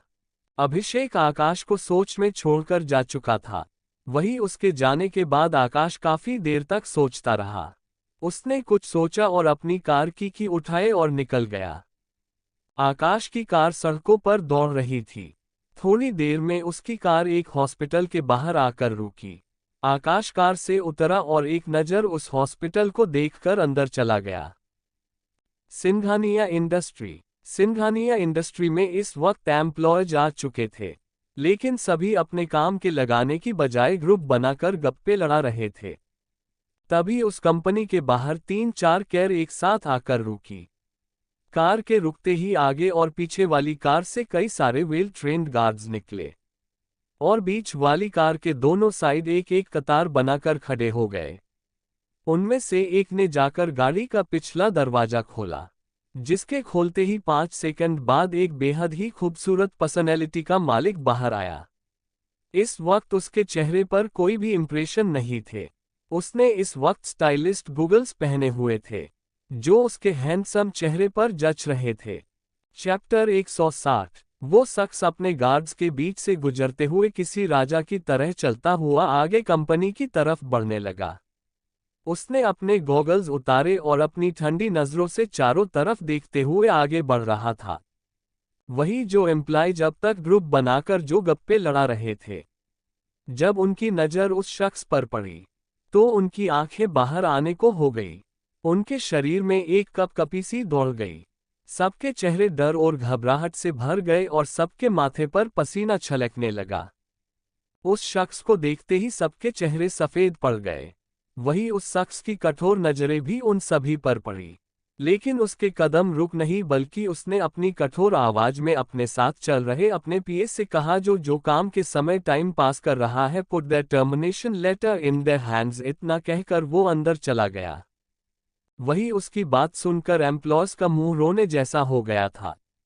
वो आदमी तो चला गया था, लेकिन उसका पीए वहीं था, जिससे सब एम्प्लॉय उसके पास आकर गिड़गिड़ाते हुए कहने लगे, देव सर प्लीज हमें जॉब से मत निकलाए, अगर इस कंपनी से हमारी जॉब चली जाएगी तो हमें कोई भी कहीं भी दूसरा काम नहीं देंगे। दूसरे एम्प्लॉय ने कहा, प्लीज सर ऐसा मत करिए, हमारा करियर बर्बाद हो जाएगा, सर प्लीज। उनकी बात सुनकर उस शख्स का पीए देव ने हल्के गुस्से से कहा, पहली बात ये सब तो तुम लोगों को पहले सोचना चाहिए था ना, अगर ना तुम काम कर वक्त टाइम पास करते तो आज तुम्हारी जॉब तुम्हारे हाथ में ही होती। फिर देव ने आगे कहा, और दूसरी बात, मैं तुम लोगों को नहीं निकाल रहा हूं बल्कि बॉस निकाल रहे हैं, और ये बात तुम लोग बहुत अच्छे से जानते हो कि बॉस का फैसला कोई नहीं बदल सकता, यहां तक मैं भी नहीं, तो इसमें मैं तुम लोगों की कोई मदद नहीं कर सकता, सॉरी। देव की बात सुनकर अब सबकी एक आखिरी आस भी टूट गई। एक एम्प्लॉय ने कहा, हमें क्या पता था सर कि राम सर अचानक से आज ऑफिस आ जाएंगे। इन 2 सालों में वो कभी ऑफिस नहीं आए, हमें लगा नहीं था कि वो आज ऑफिस आएंगे। उस एम्प्लॉय की बात सुनकर देव ने उससे घूरते हुए कहा, अगर बॉस ऑफिस नहीं आएंगे तो इसका मतलब ये थोड़ी ना है कि तुम काम नहीं करोगे। उसकी बात सुनकर उस एम्प्लॉय ने अपना सर झुका लिया। वही देव ने आगे कहा, और बॉस को तुम लोग अच्छे से जानते हो कि वो काम के मामले में कितना स्ट्रिक्ट है, उन्हें कामचोर लोग नहीं पसंद। इतना कहकर देव भी वहां से चला गया। थोड़ी ही देर में सबको उनके टर्मिनेशन लेटर पकड़ा दिए गए थे। वो लगभग 5 या 6 लोग के करीब थे। सब अपना उतरा हुआ चेहरा लेकर ऑफिस से बाहर निकल गए और बाहर खड़े होकर पूरी कंपनी को देखने लगे। इस कंपनी में आने के लिए, इस कंपनी में जॉब पाने के लिए उन लोगों ने ना जाने कितनी मेहनत की थी, तब कहीं जाकर उन्हें ये जॉब मिली थी, और आज उनकी एक गलती की वजह से उनकी जॉब उनसे छीन गई थी। वहीं दूसरी तरफ आकाश हॉस्पिटल के अंदर आया। रिसेप्शन पर जाकर उसने पूछा, एक्सक्यूज मी, क्या यहाँ रिसेंटली किसी रिया सिंघानिया नाम की लड़की की कोई अपॉइंटमेंट है? और उनके साथ एक बच्ची भी है। आकाश की बात सुनकर रिसेप्शनिस्ट ने आकाश को एक नज़र देखा और उससे पूछा, जी आप कौन? आकाश ने कहा, मैं उनका हस्बैंड हूँ, आकाश सिंघानिया। क्या आप प्लीज मुझे बता सकती है कि किस केबिन में उनकी अपॉइंटमेंट है? रिसेप्शनिस्ट ने आकाश से कहा, just a minute sir, let me see. Akash okay कहकर वही खड़ा हो गया। थोड़ी देर में रिसेप्शनिस्ट ने बता दिया कि इस वक्त रिया कहाँ है। आकाश जल्दी से रिया के पास जाने के लिए हॉस्पिटल की लिफ्ट में चढ़ गया। कुछ देर में वो उस फ्लोर पर पहुंचा जो स्पेशली किड्स के इलाज के लिए था। थोड़ी ही देर में वो रिसेप्शनिस्ट के एक बताए हुए केबिन के सामने था। उसने डोर नॉक किया तो अंदर से कम इनकी आवाज आई। अंदर से आवाज मिलने पर आकाश केबिन के अंदर चला गया। चैप्टर 161। अंदर जाकर जो आकाश ने देखा उसे देखकर उसकी आंखें छोटी हो गई, क्योंकि अंदर का नजारा ही कुछ ऐसा था। रिया के गोद में इस वक्त आयुषी थी जो नींद में थी, और रिया पीछे की तरफ झुकी हुई थी, और अंदर एक हैंडसम सा डॉक्टर था जिसने रिया को कमर से पकड़ रखा था। ये देखकर आकाश के हाथों की मुट्ठियां कस गई। कुछ देर पहले डॉक्टर ने आयुषी का चेकअप कर लिया था, और इस वक्त वो आराम से रिया की गोद में थी। डॉक्टर से आयुषी की हेल्थ के बारे में सलाह लेने के बाद रिया आयुषी को लेकर जाने लगी, लेकिन अचानक से उसे अपना सर घूमता हुआ महसूस हुआ। उसकी आंखों में सामने अंधेरा छाने लगा। वो आयुषी समेत गिरने को हुई थी। उस डॉक्टर ने उसे गिरने से पहले ही बचा लिया। इस वक्त उसके हाथ रिया की कमर पर थे, जिससे वो रिया को पकड़े हुए थे, और उसी वक्त पर आकाश की एंट्री हुई, और ये नज़ारा देखकर आकाश के हाथों की मुट्ठियां कस गई। आकाश एकटक उस डॉक्टर के हाथ को देखे जा रहा था, जो इस वक्त रिया की कमर पर था। तभी उस डॉक्टर और रिया का ध्यान आकाश पर गया। आकाश को देखकर रिया को पिछली रात का सब कुछ याद आ गया। जिससे उसकी आंखों में नमी सी आने लगी। लेकिन वो आकाश के सामने रोना नहीं चाहती थी, इसीलिए उसने अपने आंसुओं को बहने नहीं दिया, बल्कि एक लंबी सांस लेकर अपने आंखों में आई नमी को छुपा लिया। रिया और वो मेल डॉक्टर अब भी उसी पोजीशन में थे। उस डॉक्टर ने रिया को धीरे से सीधा खड़ा कर दिया और कहा, आप ठीक तो हैं? उसकी बात पर रिया ने फीकी सी मुस्कान के साथ कहा, यस डॉक्टर। तभी उस डॉक्टर को कुछ लगा। उसने रिया से पूछा, क्या आपको फीवर है? वही डॉक्टर का सवाल सुनकर आकाश, जो गुस्से से उस डॉक्टर को देख रहा था, उसका ध्यान रिया पर आ गया। उसका चेहरा रेड हो रखा था। डॉक्टर के ऐसा कहने से रिया ने हड़बड़ाते हुए कहा, नहीं डॉक्टर, ऐसी कोई बात नहीं है। रिया के कहने पर डॉक्टर ने कहा, लेकिन आपको फीवर है, इवन आपकी बॉडी बुखार में तप रही है। इवन ये चक्कर भी आपको फीवर की वजह से ही आए हैं। इतना कहकर उस डॉक्टर ने एक डॉक्टर होने के नाते रिया के माथे को टच किया। उस डॉक्टर के ऐसा करने से आकाश उसे फिर से घूरने लगा। उसे तो जैसे उन दोनों ने इग्नोर ही कर दिया था। अब आकाश को उस डॉक्टर पर गुस्सा आ रहा था। वो तेज कदमों से चलता हुआ रिया के पास गया और उसने उस डॉक्टर के हाथ को रिया के माथे से हटा दिया। उसके ऐसा करने से रिया और वो डॉक्टर ही उससे असमंजस में देखने लगे। आकाश रिया और डॉक्टर के बीच में कर खड़ा हो गया और रिया के माथे को छूने लगा कि रिया एकदम से पीछे हो गई। ये देखकर आकाश हैरान नजरों से रिया को देखने लगा, लेकिन रिया ने उसे एक नज़र देखा तक नहीं। आकाश हैरान था कि जो लड़की कल तक उससे बात करने के लिए उसके आगे पीछे घूमती रहती थी, यहाँ तक कि उसके नाराज होने पर भी वो उससे मनाती रहती थी, और आज जब वो खुद उसकी फिक्र कर रहा है तब वो उसे अपने आप को छूने तक नहीं दे रही। आकाश हैरान सा खड़ा था। वो कुछ कहता या करता कि उससे पहले ही रिया ने डॉक्टर से कहा, थैंक यू डॉक्टर, क्या आप मुझे बता सकते हैं मुझे मेरी डॉक्टर कहाँ मिलेगी? रिया के पूछने पर उस डॉक्टर ने कहा, येस मिसेज जिंदल, इससे जस्ट नीचे वाले फ्लोर पर आप चली जाए, वहां आपको डॉक्टर मिल जाएंगी जो आपको ट्रीट करेगी। डॉक्टर की बात सुनकर रिया ने उसे थैंक यू बोला और आयुषी को लेकर बाहर निकल गई। वही आकाश उसे जाते देखता रहा। रिया ने इस बीच उसकी तरफ एक बार भी नजर उठाकर भी नहीं देखी थी। आकाश को अभी भी उस तरफ देखता देख जिस तरफ रिया गई थी। उस डॉक्टर ने कहा, वैसे आप कौन है? डॉक्टर की बात सुनकर आकाश अपने होश में आया और डॉक्टर को घूरते हुए कहा, हस्बैंड। इतना कहकर वो भी वहां से रिया के पीछे पीछे चला गया। वही डॉक्टर ने जब उसे खुद को यूं घूरता हुआ देखा तो असमंजस में उसे देखने लगा। आकाश के जाते ही डॉक्टर ने आकाश के बिहेवियर को याद करते हुए कहा, बड़ा ही अजीब इंसान है। मैं तो अभी भी ये सोचकर हैरान हूं कि इसको इतनी प्यारी लड़की आखिर मिल कैसे गई। डॉक्टर ने रिया को याद करते हुए कहा। वही डॉक्टर के केबिन से निकलने के बाद रिया नीचे वाले फ्लोर पर पहुंची और वहां मौजूद डॉक्टर के केबिन में चली गई। वही आकाश भी उसके पीछे पीछे उसी फ्लोर पर यहां तक कि उसी केबिन में पहुंच गया था। रिया के आयुषी के साथ साथ अपनी भी अपॉइंटमेंट ले रखी थी। आखिर उसे भी ठीक रहना था, वरना उसकी बेटी का ख्याल कौन रखेगा। डॉक्टर रीजन जानती थी, इसीलिए उन्होंने आयुषी को वही स्ट्रेचर पर लिटा दिया और उस लेडी डॉक्टर ने रिया के ब्लड सैंपल लिए और कुछ और भी टेस्ट किए और उसका फीवर चेक किया। ब्लड रिपोर्ट आने में अभी भी 1-2 दिन का समय लगना था, इसीलिए डॉक्टर ने नॉर्मल चेकअप करके रिया को मेडिसिन सजेस्ट की और बाकी तो रिपोर्ट के आने कर ही पता चलना था। डॉक्टर ने रिया को आराम करने की सलाह दी और आगे से उसे ठंडे पानी में भीगने से भी वार्न किया।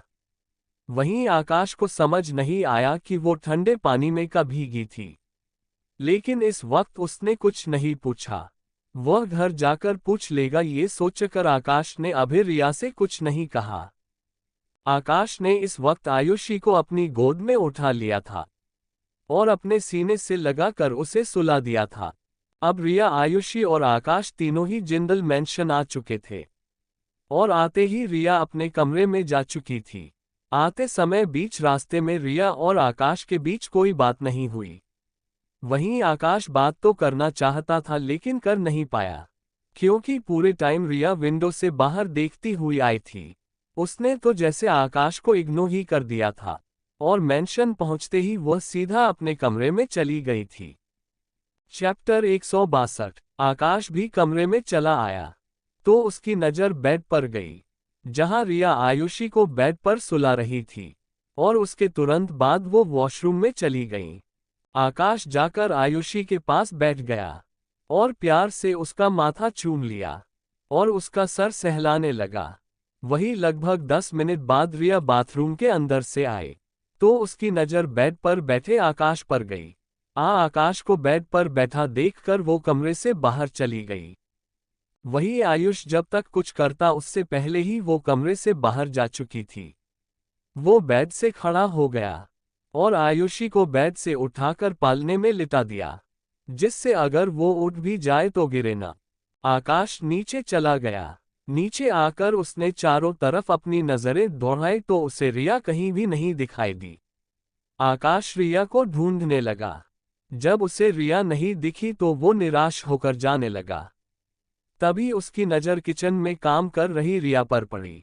उसे काम करता देखकर वो भी ऐसी हालत में ये देख आकाश उसके पास गया और कहने लगा, तुम्हारी तबीयत ठीक नहीं है, तुम्हें काम नहीं करना चाहिए, इसीलिए तुम रूम में जाकर आराम करो।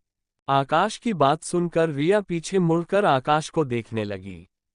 वो हैरान थी कि आज आकाश उसकी केयर कर रहा है, लेकिन उसने ये अपने चेहरे पर नहीं आने दिया। उसने एक नज़र उसे देखकर अपना काम करने लगी। ये देखकर आकाश ने उसके पास जाते हुए अपनी बात दोहराई, तुम्हारी तबीयत ठीक नहीं है, तुम्हें काम नहीं करना चाहिए, इसीलिए तुम रूम में जाकर आराम करो, इन सब से तुम्हारी तबीयत बिगड़ जाएगी। आकाश की बात अब की बार भी रिया ने अनसुनी कर दी। आकाश को कहता कि उसकी नज़र रिया पर गई, जो ऑलमोस्ट गिरने ही वाली थी। ये देखकर आकाश ने फुर्ती से उसे पकड़ लिया। उसने रिया को संभाला लेकिन उसने देखा कि रिया बेहोश हो चुकी थी। ये देखकर वो घबरा गया। उसने रिया को अपनी गोद में उठाया और कमरे में ले गया। उसके बाद उसने रिया को बेड पर सुला दिया और उसे ब्लैंकेट से कवर कर दिया। गोद में उठाते वक्त आकाश ने ध्यान दिया कि रिया की बॉडी किसी आग की तरह जल रही है। ये देखकर वो जल्दी से फिर से किचन में आया और एक बाउल में ठंडा पानी ले आया। रूम में आकर उसने अपनी रुमाल निकली और उसे पानी में भिगोकर रिया के माथे पर ठंडे पानी की पट्टियां करने लगा। इस वक्त उसके चेहरे पर टेंशन साफ दिखाई दे रही थी। वो काफी देर तक रिया के माथे पर ठंडे पानी की पट्टियां करता रहा। उसने आगे बढ़कर रिया के माथे को चूम लिया और इस एहसास से उसकी आंखें बंद हो गई और उसकी आंखों से एक आंसू की बूंद लुढ़क गई। उसने जल्दी से अपने आंसुओं को पोंछा और पीछे हो गया और रिया को देखने लगा। उसने रिया को देखकर कहा, मैं बहुत बुरा हूं ना, मैंने तुम्हारे साथ कितना गलत किया और तब भी तुम मेरी फिक्र करती रही। हो सके तो मुझे माफ कर देना। जितना मैं अपनी बहन से लड़ाई और नोक झोंक करता था उससे कहीं ज्यादा मैं अपनी बहन से प्यार करता हूं। इसीलिए जब उसके बारे में पता चला तो टूट गया। जानता हूं मेरी गलती इतनी छोटी नहीं है, लेकिन तुम्हारा दिल जरूर बड़ा है। आशा करता हूं कि तुम मुझे माफ जरूर करोगी। ये सब कहते वक्त उसकी आंखें उसका दिल का हाल बता रही थी। उसकी आंखें झरझर बह रही थी। चैप्टर 163। आकाश काफी देर तक ठंडे अपनी की पट्टियां करता रहा।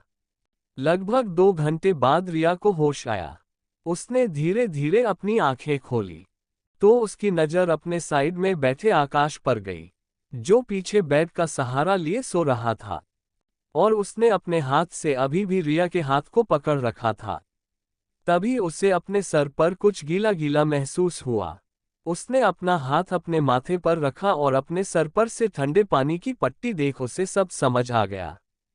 और आकाश को अपनी केयर करता देख रिया की आंखों में चमक और उसके चेहरे पर मुस्कान आ गई।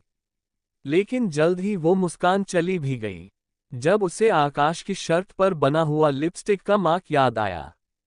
वही उसकी आंखों की चमक ने आंसुओं का रूप ले लिया और वो बिना किसी आवाज के रोने लगी। उसकी नज़र अपने बच्ची पर गई, जो आराम से पालने में सो रही थी। उसे अब तक का आकाश का बिहेवियर याद आने लगा। इन 2 सालों में उसने रिया से कभी भी ढंग से बात नहीं की, और अगर वो उससे बात करने की कोशिश भी करती तो आकाश उसे ऐसी न ऐसी कुछ बात कह देता जिससे रिया का दिल हट ही जाता था। ऐसा ही एक वाक्य उसकी आंखों के आगे कौंध गया। Flashback start. आकाश किसी बिजनेस पार्टी में गया हुआ था। जब वो घर लौटा तो उसने काफी ज्यादा ड्रिंक कर रखी थी। ये उस समय की बात है जब उसकी और रिया की शादी को बस 3 महीने ही हुए थे। आकाश अपने कमरे में आया तो उसकी नज़र सोफे पर सोई हुई रिया पर पड़ी। वो इतने नशे में था कि उसके सोचने समझने की शक्ति बिल्कुल काम नहीं कर रही थी। वो बेड पर जाने के बजाय सोफे की तरफ बढ़ चला और रिया के चेहरे को देखने लगा, और अपना हाथ आगे बढ़ाकर रिया के चेहरे को छूने लगा। किसी की छुअन का एहसास पाते ही रिया की आंख खुल गई। अपने सामने आकाश को देखकर सोफे पर उठकर बैठ गई, और आकाश भी उसके बगल में बैठ गया। आकाश को अपने बगल में बैठता देख रिया हैरान और खुश दोनों थी, क्योंकि 3 महीनों में आकाश न तो उसके पास आया था और न ही उससे बात करता था। और आज आकाश को अपने पास देखकर रिया के दिल में खुशी थी। रिया ने कुछ बोलना चाहा लेकिन आकाश ने उसके होठों पर अपनी उंगली रख दी, जिससे रिया आकाश को देखने लगी। वही आकाश के कुछ समझ नहीं आ रहा था, यहाँ तक कि उसे अपनी नाराजगी भी याद नहीं थी। उसे इस वक्त अगर कुछ दिख रहा था तो वो था अपना प्यार रिया। उसने आगे बढ़कर रिया के होठों पर अपने होठ रख दिए, जिससे रिया हैरान ही गई। अब जाकर उसे एहसास हुआ था कि आकाश ने शराब पी रखी थी। उसने आकाश को खुद से दूर किया और कहा, ये क्या कर रहे हैं आप अभी नशे में हैं। आप सो जाए अभी। आकाश ने नशे में कहा, नशा तो तुम्हारा मुझ पर चढ़ा है, दिन रात सोते जागते बस तुम्हारे बारे में ही सोचता हूँ। रिया ने उदास होते हुए कहा, आप अभी नशे में हैं, इसीलिए ऐसी बातें कर रहे हैं। सुबह जब आप होश में आएंगे तो फिर मुझसे नाराज हो जाएंगे और मुझे इग्नोर करेंगे। इतना कहते कहते रिया आकाश को बेड के पास ले आई थी और उसे बेड पर लिटा दिया था। वो जाने लगी कि आकाश ने उसे अपने ऊपर खींच लिया, जिससे वो उसके ऊपर आ गिरी। वही रिया की बात सुनकर आकाश ने रिया के माथे पर किस करते हुए कहा, आज कोई नाराजगी नहीं होगी हमारे बीच, आज होगा तो बस प्यार, हमारा प्यार। इतना कहकर उसने रिया के होठों को अपने होठों के बीच कैद कर लिया और किस करने लगा। रिया ने उससे दूर होने की कोशिश की, क्योंकि इस समय वो होश में नहीं था लेकिन वो थी। इसीलिए उसने आकाश को अपने से दूर किया और कहा, आप अभी होश में नहीं है इसीलिए ऐसा कह रहे हैं, लेकिन सुबह जब आप उठे और कहीं आपको ऐसा न लगे कि मैंने आपका नशे में होने का फायदा उठाया है, तो इसीलिए यही बेहतर है कि आप अभी सो जाएं। यही हम दोनों के लिए अच्छा होगा। इतना कहकर रिया जाने लगी, लेकिन आकाश ने उसे जाने नहीं दिया और उसे प्यार से किस करता रहा।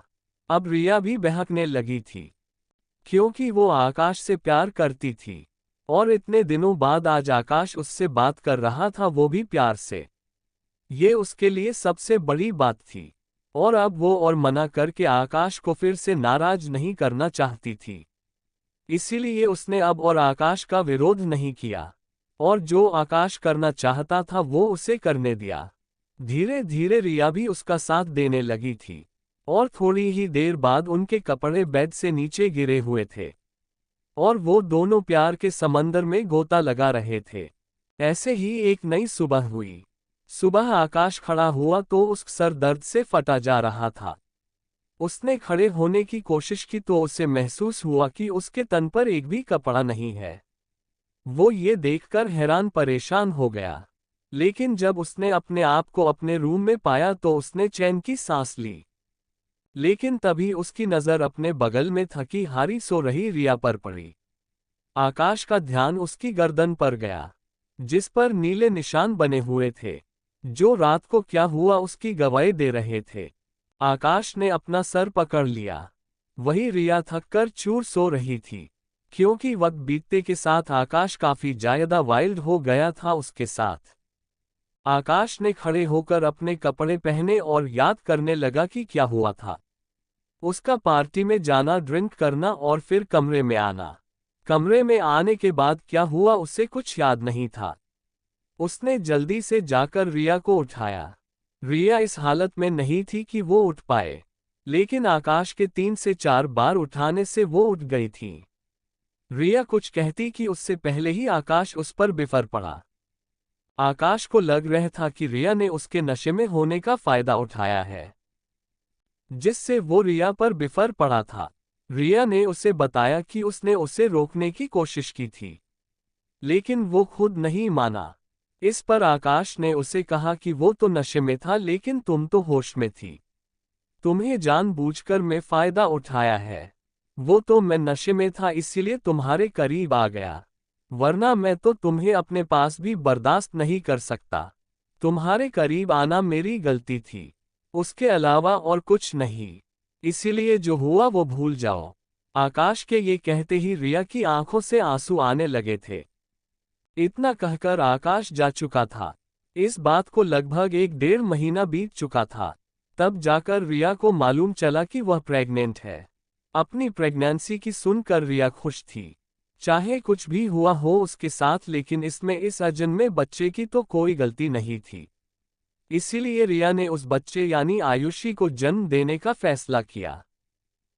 फ्लैशबैक एंड वही आकाश के नजरिए से। रिया पर बिफरने के बाद जब आकाश बाहर आया तो सीधा अपने ऑफिस में चला गया और ऑफिस पहुंचकर कल रात के बारे में सोचने लगा। धीरे धीरे उसे सब याद आने लगा। सब याद आते ही उसे अपनी गलती का एहसास हुआ, लेकिन उसके लिए देर हो चुकी थी। अब उसे खुद पर गुस्सा आ रहा था।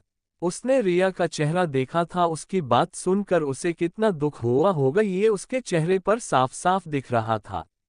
उसने सोचा कि उसके लिए वो रिया से माफी मांग लेगा, लेकिन उससे ये नहीं हो पाया।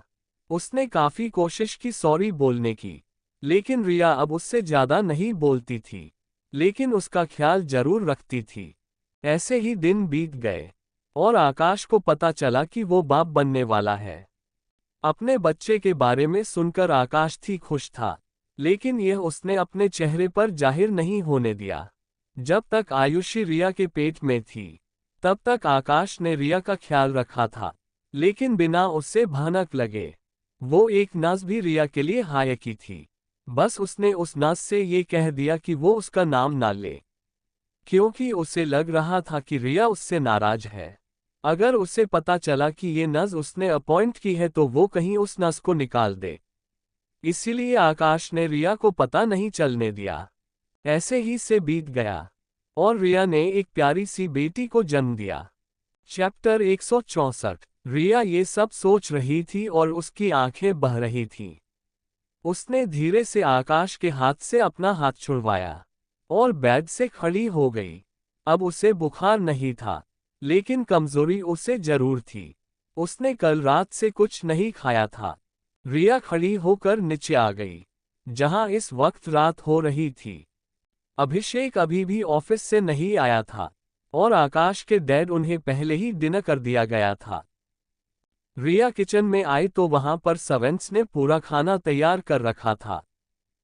उसने आयुषी के लिए दूध गर्म किया, क्योंकि वो अब कभी भी उठ सकती थी।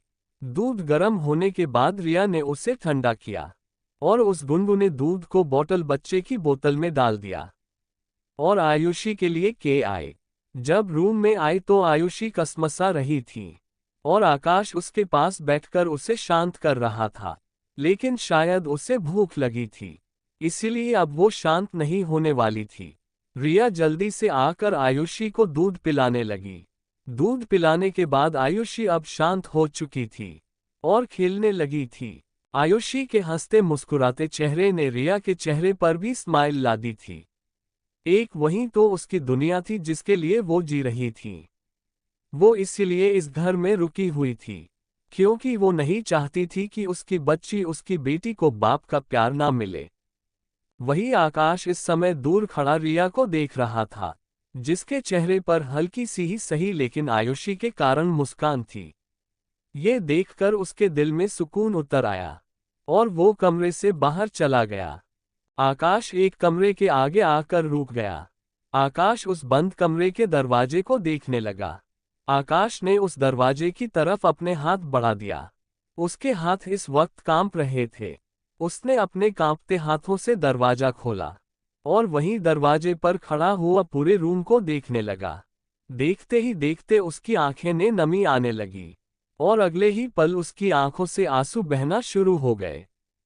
वो कमरे के अंदर आया तो सामने बेड पर एक बेहद खूबसूरत लड़की की तस्वीर लगी हुई थी, जिसमें वो मुस्कुरा रही थी। उसकी स्माइल को देखकर आकाश के रोते चेहरे पर भी स्माइल आ गई।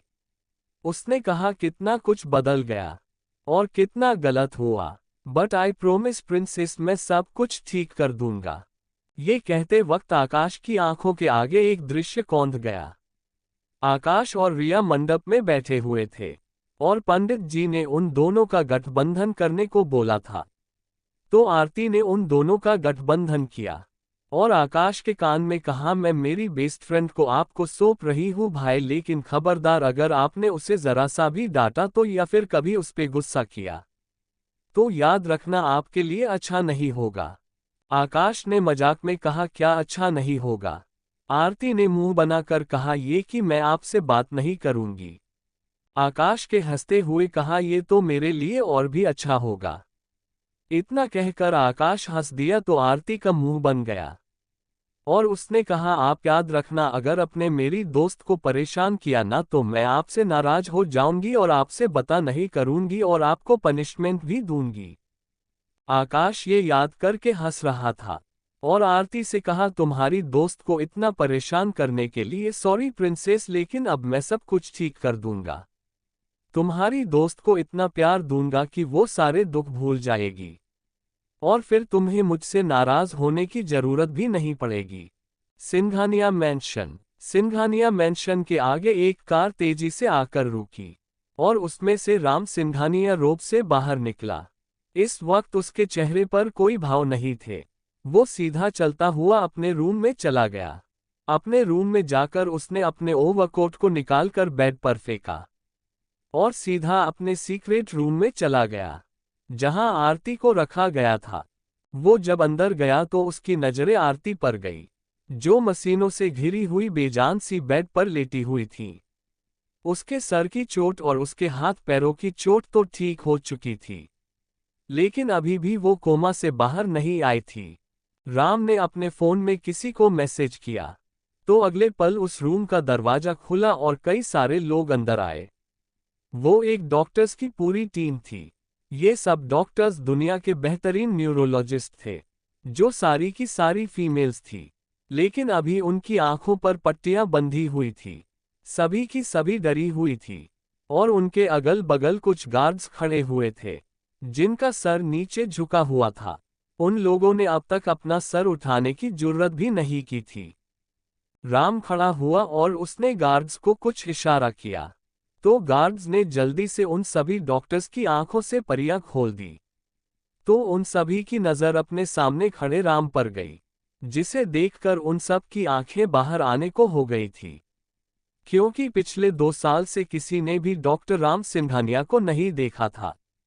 सबको यही लग रहा था राम सिंघानिया अब कभी वापस नहीं आएंगे, लेकिन अपनी आंखों के सामने डॉक्टर राम सिंघानिया को देखकर डॉक्टर शॉक थी। न्यूरोलॉजिस्ट को देखकर राम ने अपनी कठोर वॉइस में उन्हें आरती का चेकअप करने को कहा। रूम में पहले ही आरती के लिए मशीनें अवेलेबल थी। डॉक्टर्स बेचारी क्या करती, उनके आगे डेविल जो खड़ा था, इसीलिए वो आरती का चेकअप करने के लिए आगे आईं। राम ने गार्ड्स को बाहर जाने का इशारा किया तो गार्ड्स बाहर चले गए। डॉक्टर्स ईशा का चेकअप करने लगी। वो उसे छूती कि राम ने कोल्ड वॉइस में कहा, स्टॉप। राम की आवाज से वो सभी डरकर एक एक कदम पीछे हो गई। राम ने बिना उन्हें देखे कोल्ड वॉइस में कहा, first wear gloves and then to my wife. उसकी बात सुनकर सभी आरती को देखने लगी। डॉक्टर के कान में बस यही चल रहा था कि क्या डॉक्टर राम सिंघानिया की वाइफ ये लड़की है।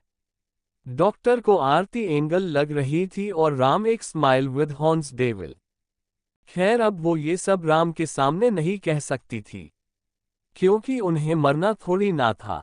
उन्होंने जल्दी से ग्लव्स पहने और फिर आरती का ट्रीटमेंट करने लगी।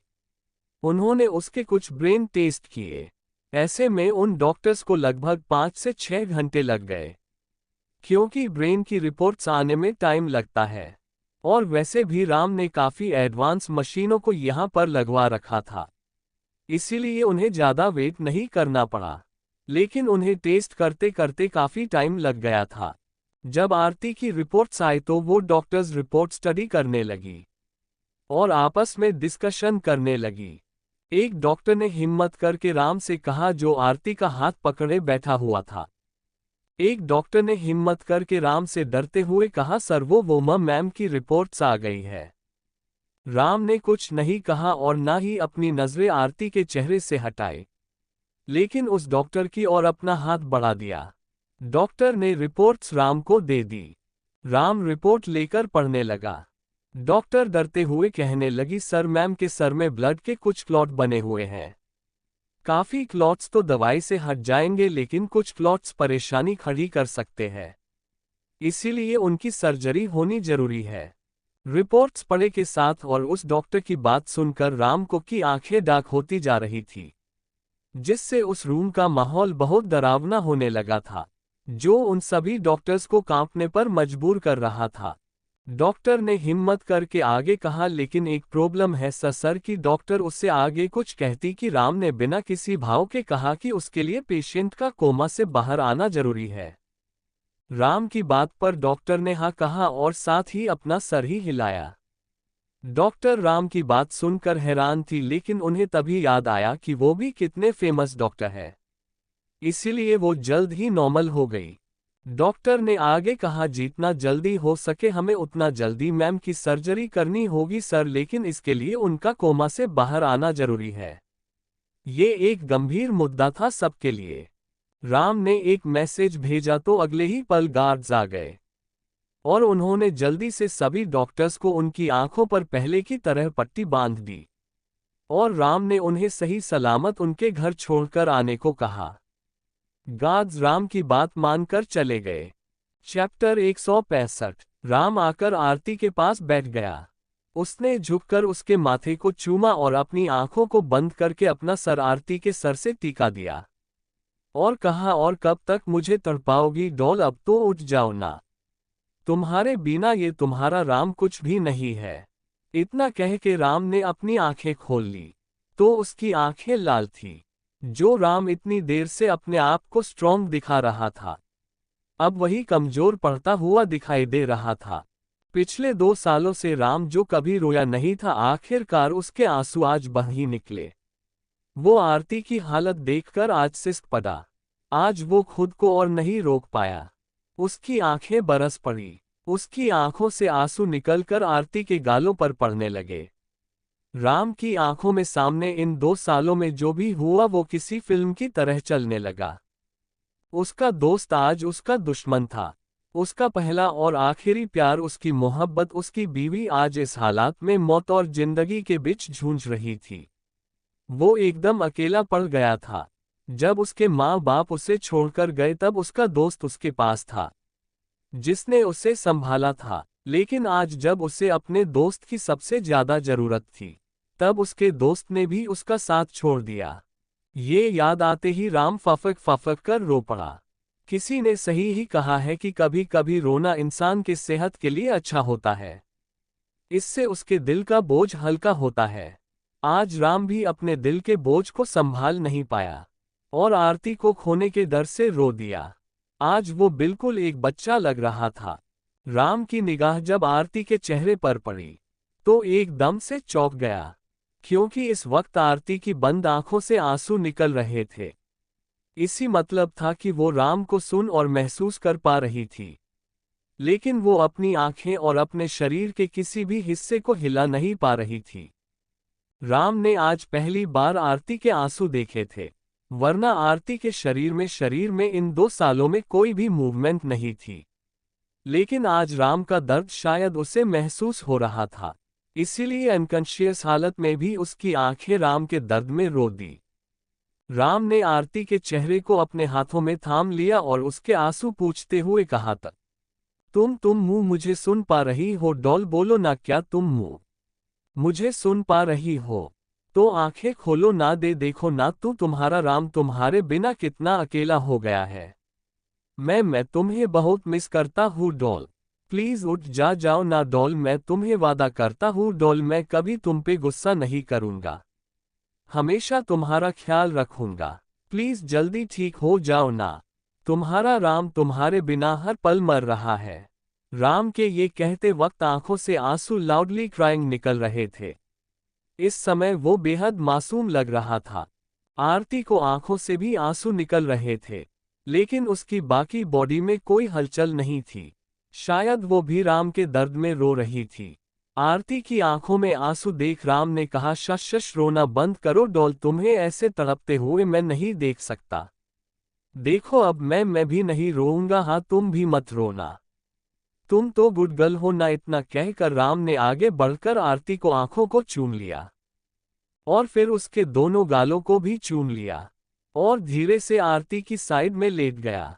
क्योंकि वो बेड काफी बड़ा था, इसलिए राम आरती के पास ही लेट गया और आरती को गले लगाकर आरती से बातें करने लगा। इस समय ये राम वो क्रूएल राम लग ही नहीं रहा था। ये तो एक मासूम सा बच्चा लग रहा था जो अपनी माँ से किसी चीज की जिद कर रहा हो। बातें करते करते राम नींद के आगोश में चला गया। वहीं दरवाजे के उस पार खड़ा आरव अपने भाई को देख रहा था जो उसके कमरे में आया था, लेकिन उस रूम का दरवाजा खुला हुआ होने के कारण यहां आ गया था। राम के कमरे में आने को सबकी मनाही थी, लेकिन आज आरव हिम्मत करके आया था। उसने आज पहली बार अपने भाई को ऐसे देखा था। आज वो अंदाजा लगा सकता था कि उसका भाई किस दर्द से गुजर रहा था। जब उसे और नहीं देखा गया तो वो वाहन से बाहर निकल गया। उसकी आंखों से भी आंसू आ रहे थे। वो सीधा टेररिस्ट पर चला गया। चैप्टर 166 आरती का कोमा से बाहर आना। वो टेरेस्ट पर गया और वहां अकेला जाकर वहां रखे सोफे पर बैठ गया और रोने लगा। तभी उसे अपने पीछे से किसी का हाथ महसूस हुआ, जिससे उसने पलट कर देखा तो वहां पर अंजलि खड़ी हुई थी। टिया को देखकर आरव ने अंजलि को कमर से पकड़ लिया और अपना चेहरा उसके पेट में छुपा लिया और रोने लगा। टिया की भी आंखें भरी हुई थी। उसने आकाश का सर सहलाना शुरू कर दिया। अब आरव की रोने से सिसकियां बन गई थी। टिया उसकी पीठ सहला रही थी। उसने कुछ नहीं कहा था। आरव ने रोते हुए कहा मैं ऐसा क्या करूं अंजलि जिससे सब ठीक हो जाए, मेरे भाई का दर्द कम हो जाए। तुम ही बताओ ना मैं क्या करूं। रोज रोज मुझसे भाई का ये हाल नहीं देखा जाता। वो बिल्कुल अकेले हो गए हैं। टिया ने आकाश की पीठ को सहलाते हुए कहा अब हम इसमें कुछ नहीं कर सकते आरव, अब सिर्फ एक ही इंसान है जो इसे ठीक कर सकता है। टिया की बात सुनकर आरव उम्मीद से अंजलि को देखने लगा, जैसे वो जानना चाहता हो कि वो कौन है। टिया के कहा आरती, अब आरती ही है जो ये सब ठीक कर सकती है। टिया की बात सुनकर आरव ने बेबसी से कहा भाभी, लेकिन भाभी कैसे करेगी, वो तो खुद इस हालत में है। कि वो तो खुद इतना कहकर आरव ने अपनी बात अधूरी छोड़ दी।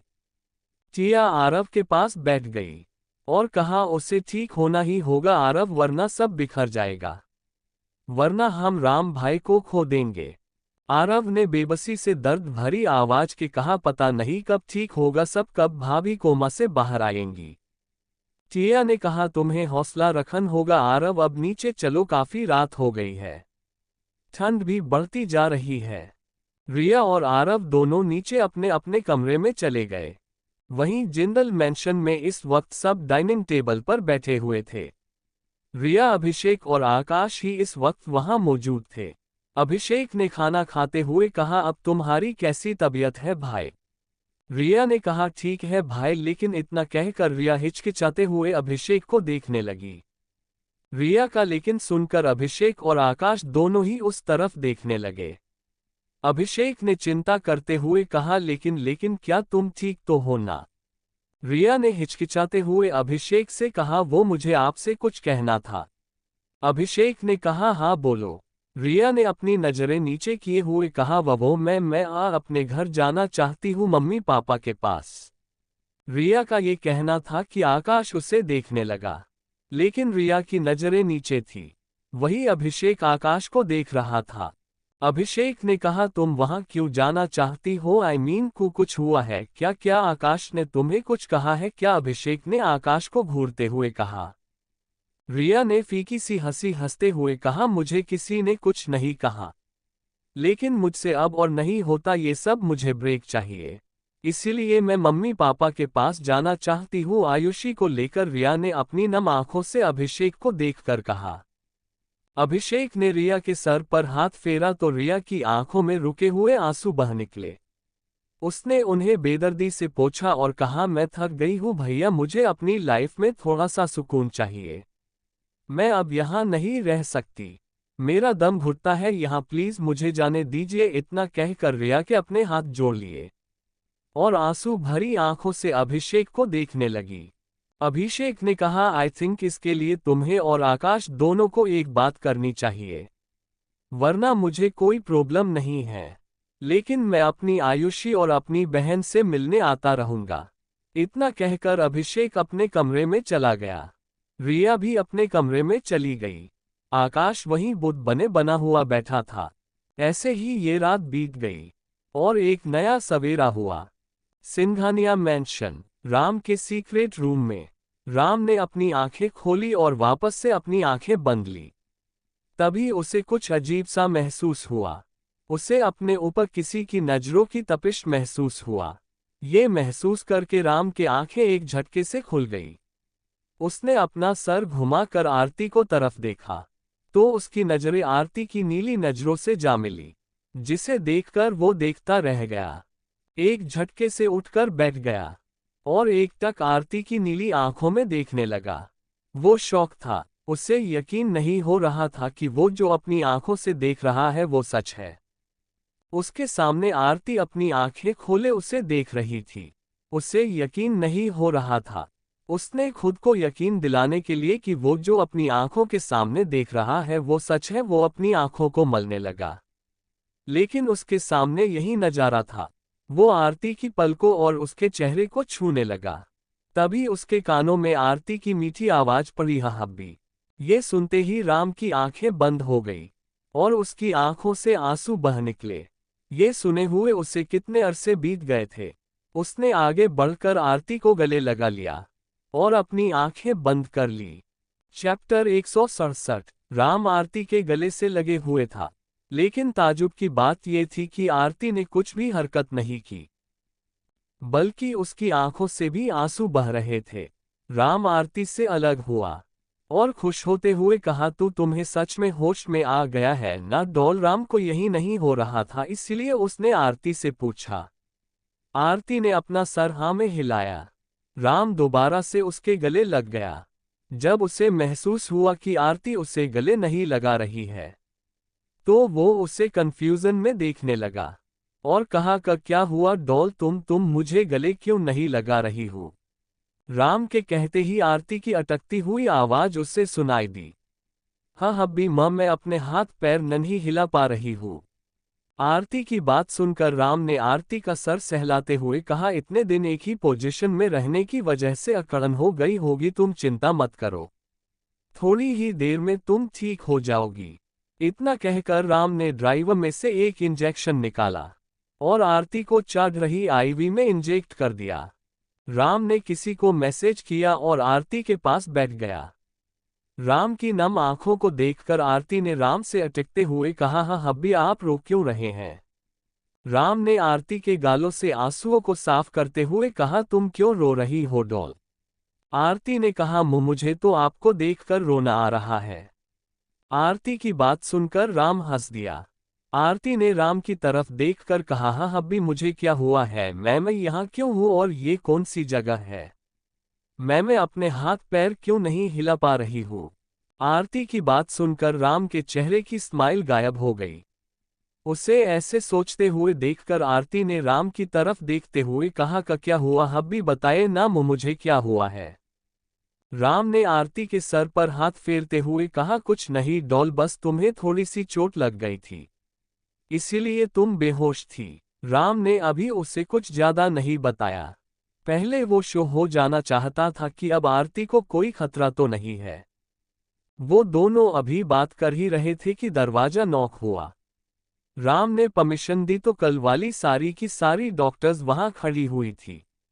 आज भी उनके चेहरे पर पट्टी बंधी हुई थी। गार्ड्स उन्हें अंदर ले आए और उनकी पट्टियां खोल दी। राम ने उन्हें आरती का चेकअप करने को कहा। उन डॉक्टर्स ने अपना सर हाँ में हिला दिया। कल का वाक्य उन्हें भी याद था, इसीलिए सबसे पहले उन्होंने अपने ग्लव्स पहने और आरती का चेकअप करने लगी। चेकअप करने के बाद एक डॉक्टर ने राम से आकर कहा, वैसे तो इनकी हालत अब ठीक है सर, लेकिन आपको अभी भी इनका ध्यान रखना होगा। कुछ दिन शायद ये ढंग से चल नहीं पाए, क्योंकि जमीन पर ये कितने दिनों बाद खड़ी होंगी और चलेगी। और ऊपर से वीकनेस, इसीलिए ये अपना बैलेंस नहीं बना पाएंगी।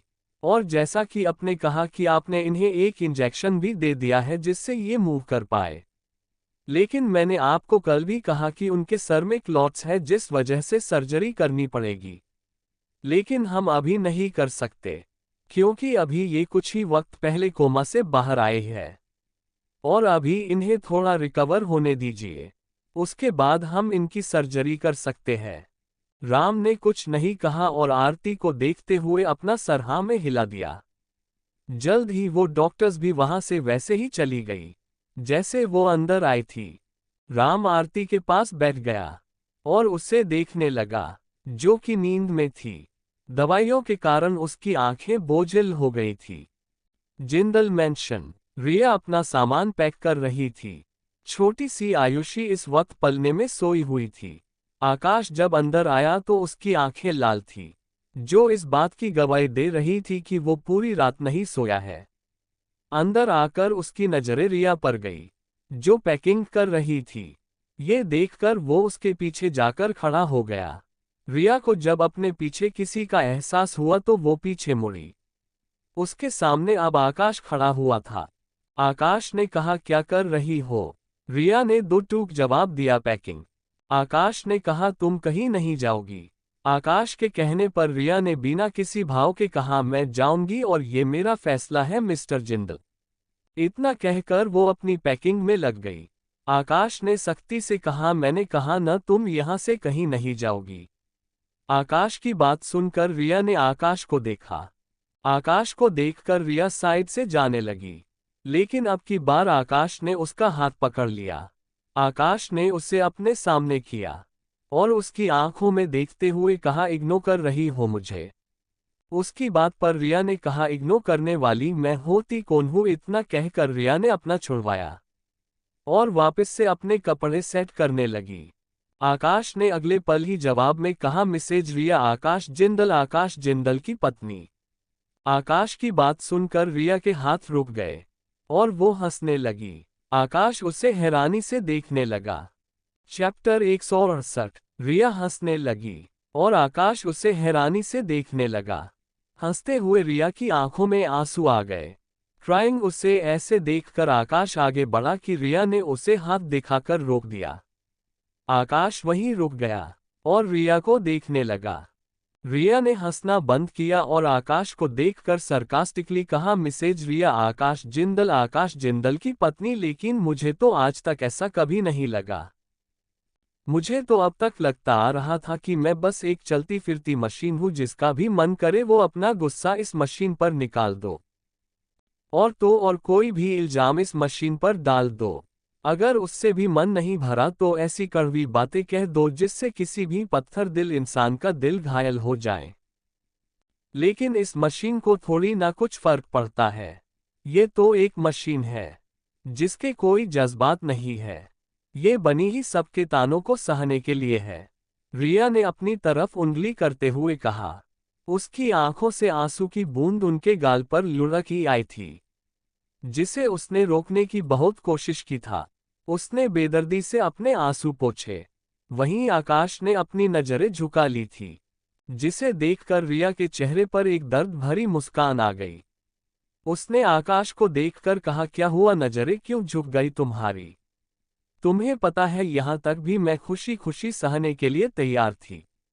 और मैंने सहा भी, लेकिन अब बात मेरे अस्तित्व पर आ गई है, मेरे आत्मसम्मान पर आ गई है। और मैं अब किसी को भी मेरे आत्मसम्मान से नहीं खेलने दूंगी। ये कहते वक्त उसकी आंखों के सामने आकाश की शर्ट पर लगा हुआ लिपस्टिक का मार्क याद आने लगा। उस दिन वो पूरी तरह से टूट गई थी। रिया ने अपने आंसू पोंछे और अपने बैग की चेन बंद की और अपना बैग बेड से नीचे उतार कर खड़ा कर दिया। वो आयुषी के पास जाने लगी, लेकिन तभी आकाश ने उसे पीछे से कहा, I am sorry pensive face. Riya के कदम रुक गए। उसने पीछे मुड़कर आकाश की आंखों में देखते हुए कहा, उसके लिए बहुत देर हो चुकी है। आकाश ने आगे आकर रिया का हाथ पकड़ना चाहा कि रिया 2 कदम पीछे हो गई। आकाश वहीं रुक गया। उसने लंबी सांस लेकर कहा, कुछ देर नहीं हुई है, मानता हूं कि मैंने तुम्हारे साथ बहुत गलत किया। मुझे ऐसा बिल्कुल नहीं करना चाहिए था। जिस वक्त तुम्हें मेरी सबसे ज्यादा जरूरत थी, मैंने ही उस वक्त में तुमसे मुंह मोड़ लिया। उसके लिए मैं काफी शर्मिंदा हूं। प्लीज मुझे माफ कर दो। मैं पास्ट में जाकर सब कुछ सही तो नहीं कर सकता, लेकिन तुमसे अपने किए की काफी जरूर मांग सकता हूं। ये जो भी हुआ हम दोनों के बीच हुआ, लेकिन इसमें हमारी बच्ची को तो कोई गलती नहीं है ना। ऐसे में तुम उसे उसके पिता से अलग कर रही हो, उसके पिता के प्यार से वंचित रखना चाहती हो उसे। आकाश की बात पर रिया ने कहा, एक यही कारण था जिसकी वजह से अब तक मैं यहाँ पर रुकी हुई थी, और मैं यहीं रहती अगर तुमने वो सब नहीं किया होता। तो इतना कहकर वो वही बेड पर बैठ गई।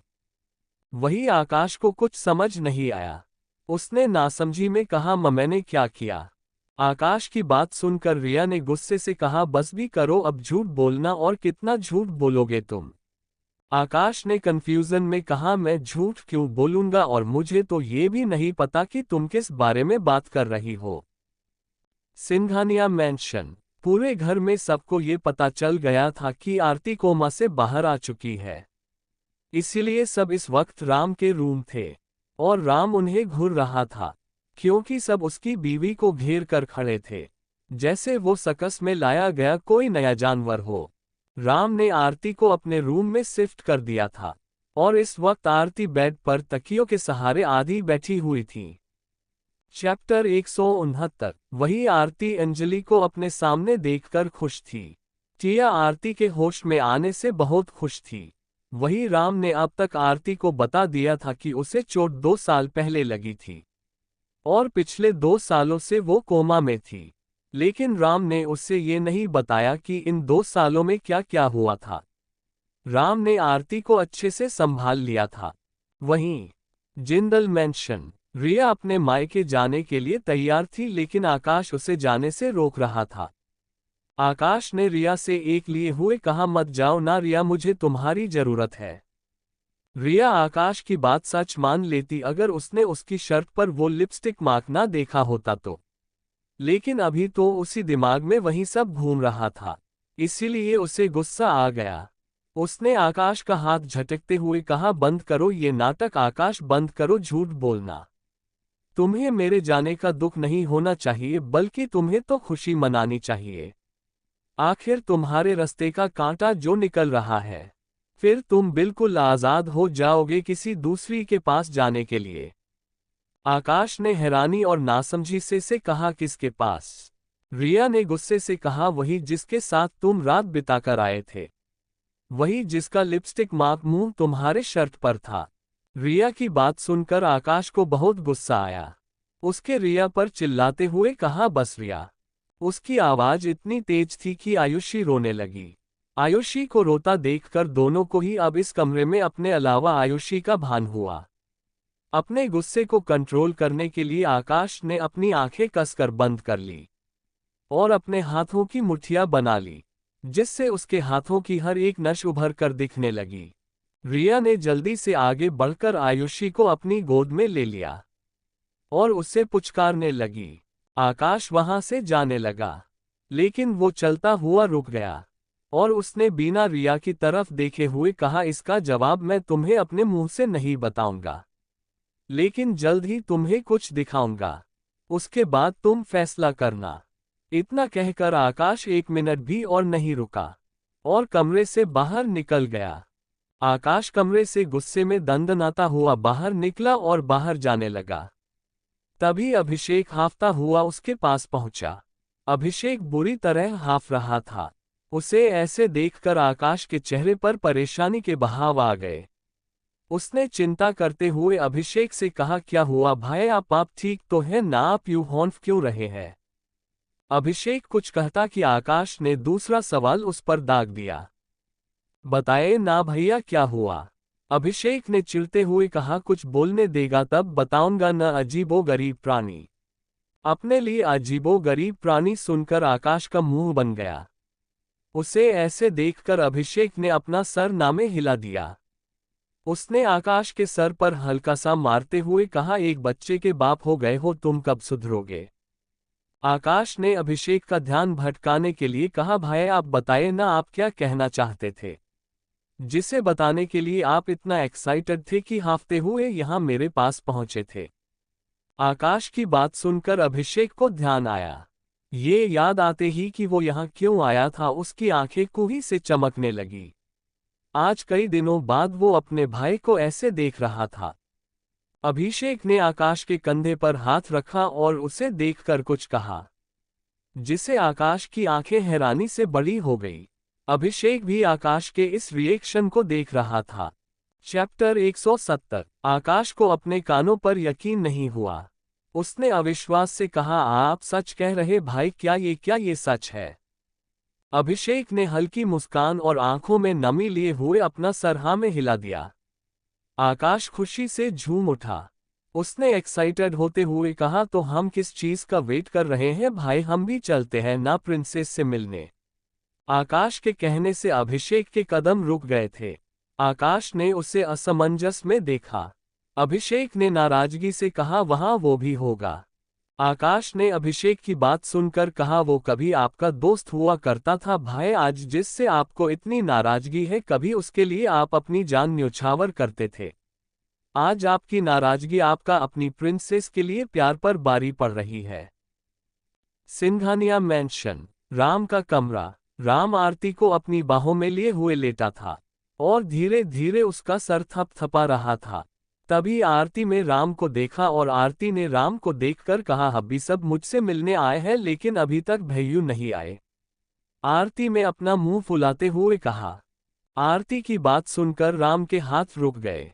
अब वो क्या ही कहता। उसने आरती का माइंड डाइवर्ट करना चाहा, लेकिन आरती ने अब जिद पकड़ ली कि उसे उसके भैयू से मिलना है। राम से आरती ने कहा, आप एक बार फोन करिए ना भैयू को, जब उन्हें पता चलेगा कि उनकी प्रिंसेस को होश आ गया है तो वो जरूर बहुत खुश होंगे और मुझसे मिलने के लिए दौड़े चले आएंगे। आरती ने खुश होते हुए कहा।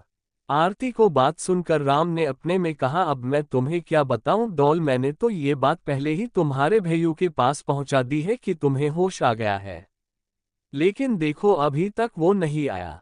उसकी मेरे प्रति नाराजगी आज उसके तुम्हारे लिए प्यार पर भारी पड़ रही है।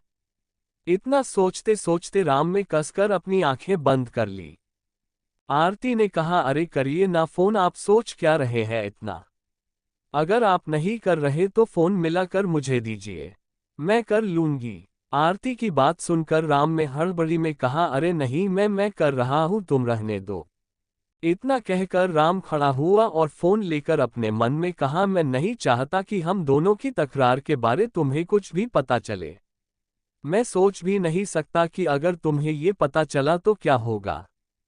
इतना कहकर राम ने आरती को देखा और एक स्माइल पास की तो आरती ने उससे फोन मिलाने का इशारा किया। ये देख उसने मुंह बना लिया और बाहर चल दिया तो आरती हंसने लगी। राम जब बालकनी में आया तो उसका चेहरा कठोर हो गया। उसने फोन में एक नंबर निकाला और उसे घूरने लगा। उसने एक नज़र आरती को देखा जो उसे ही देख रही थी। ये देखकर उसने वह नंबर डायल किया और अपने कान से लगा लिया। वहीं दूसरी तरफ आकाश और अभिषेक दोनों बात कर ही रहे थे कि अभिषेक का फोन बजा। अभिषेक ने अपनी पॉकेट से अपना फोन निकाला और नंबर चेक किया तो वह नंबर देखकर वहीं तक फोन को देखने लगा। आकाश ने भी उसके फोन पर उसे नंबर को देख लिया था, तो आकाश ने अभिषेक से उठाने को कहा। आज कितने दिनों बाद इस नंबर से उसके फोन पर कोई कॉल आया था। ना ही उसने उस नंबर पर कॉल किया और ना ही वहां से कोई कॉल उसे आया, इसलिए अब थोड़ी हिचकिचाहट सी महसूस हो रही थी उसे फोन उठाने में। Thank you. आपको नोवेल कैसा लगा कमेंट करें और चैनल को सब्सक्राइब करें। लाइक और शेयर करना न भूलें। Thank you for watching the video.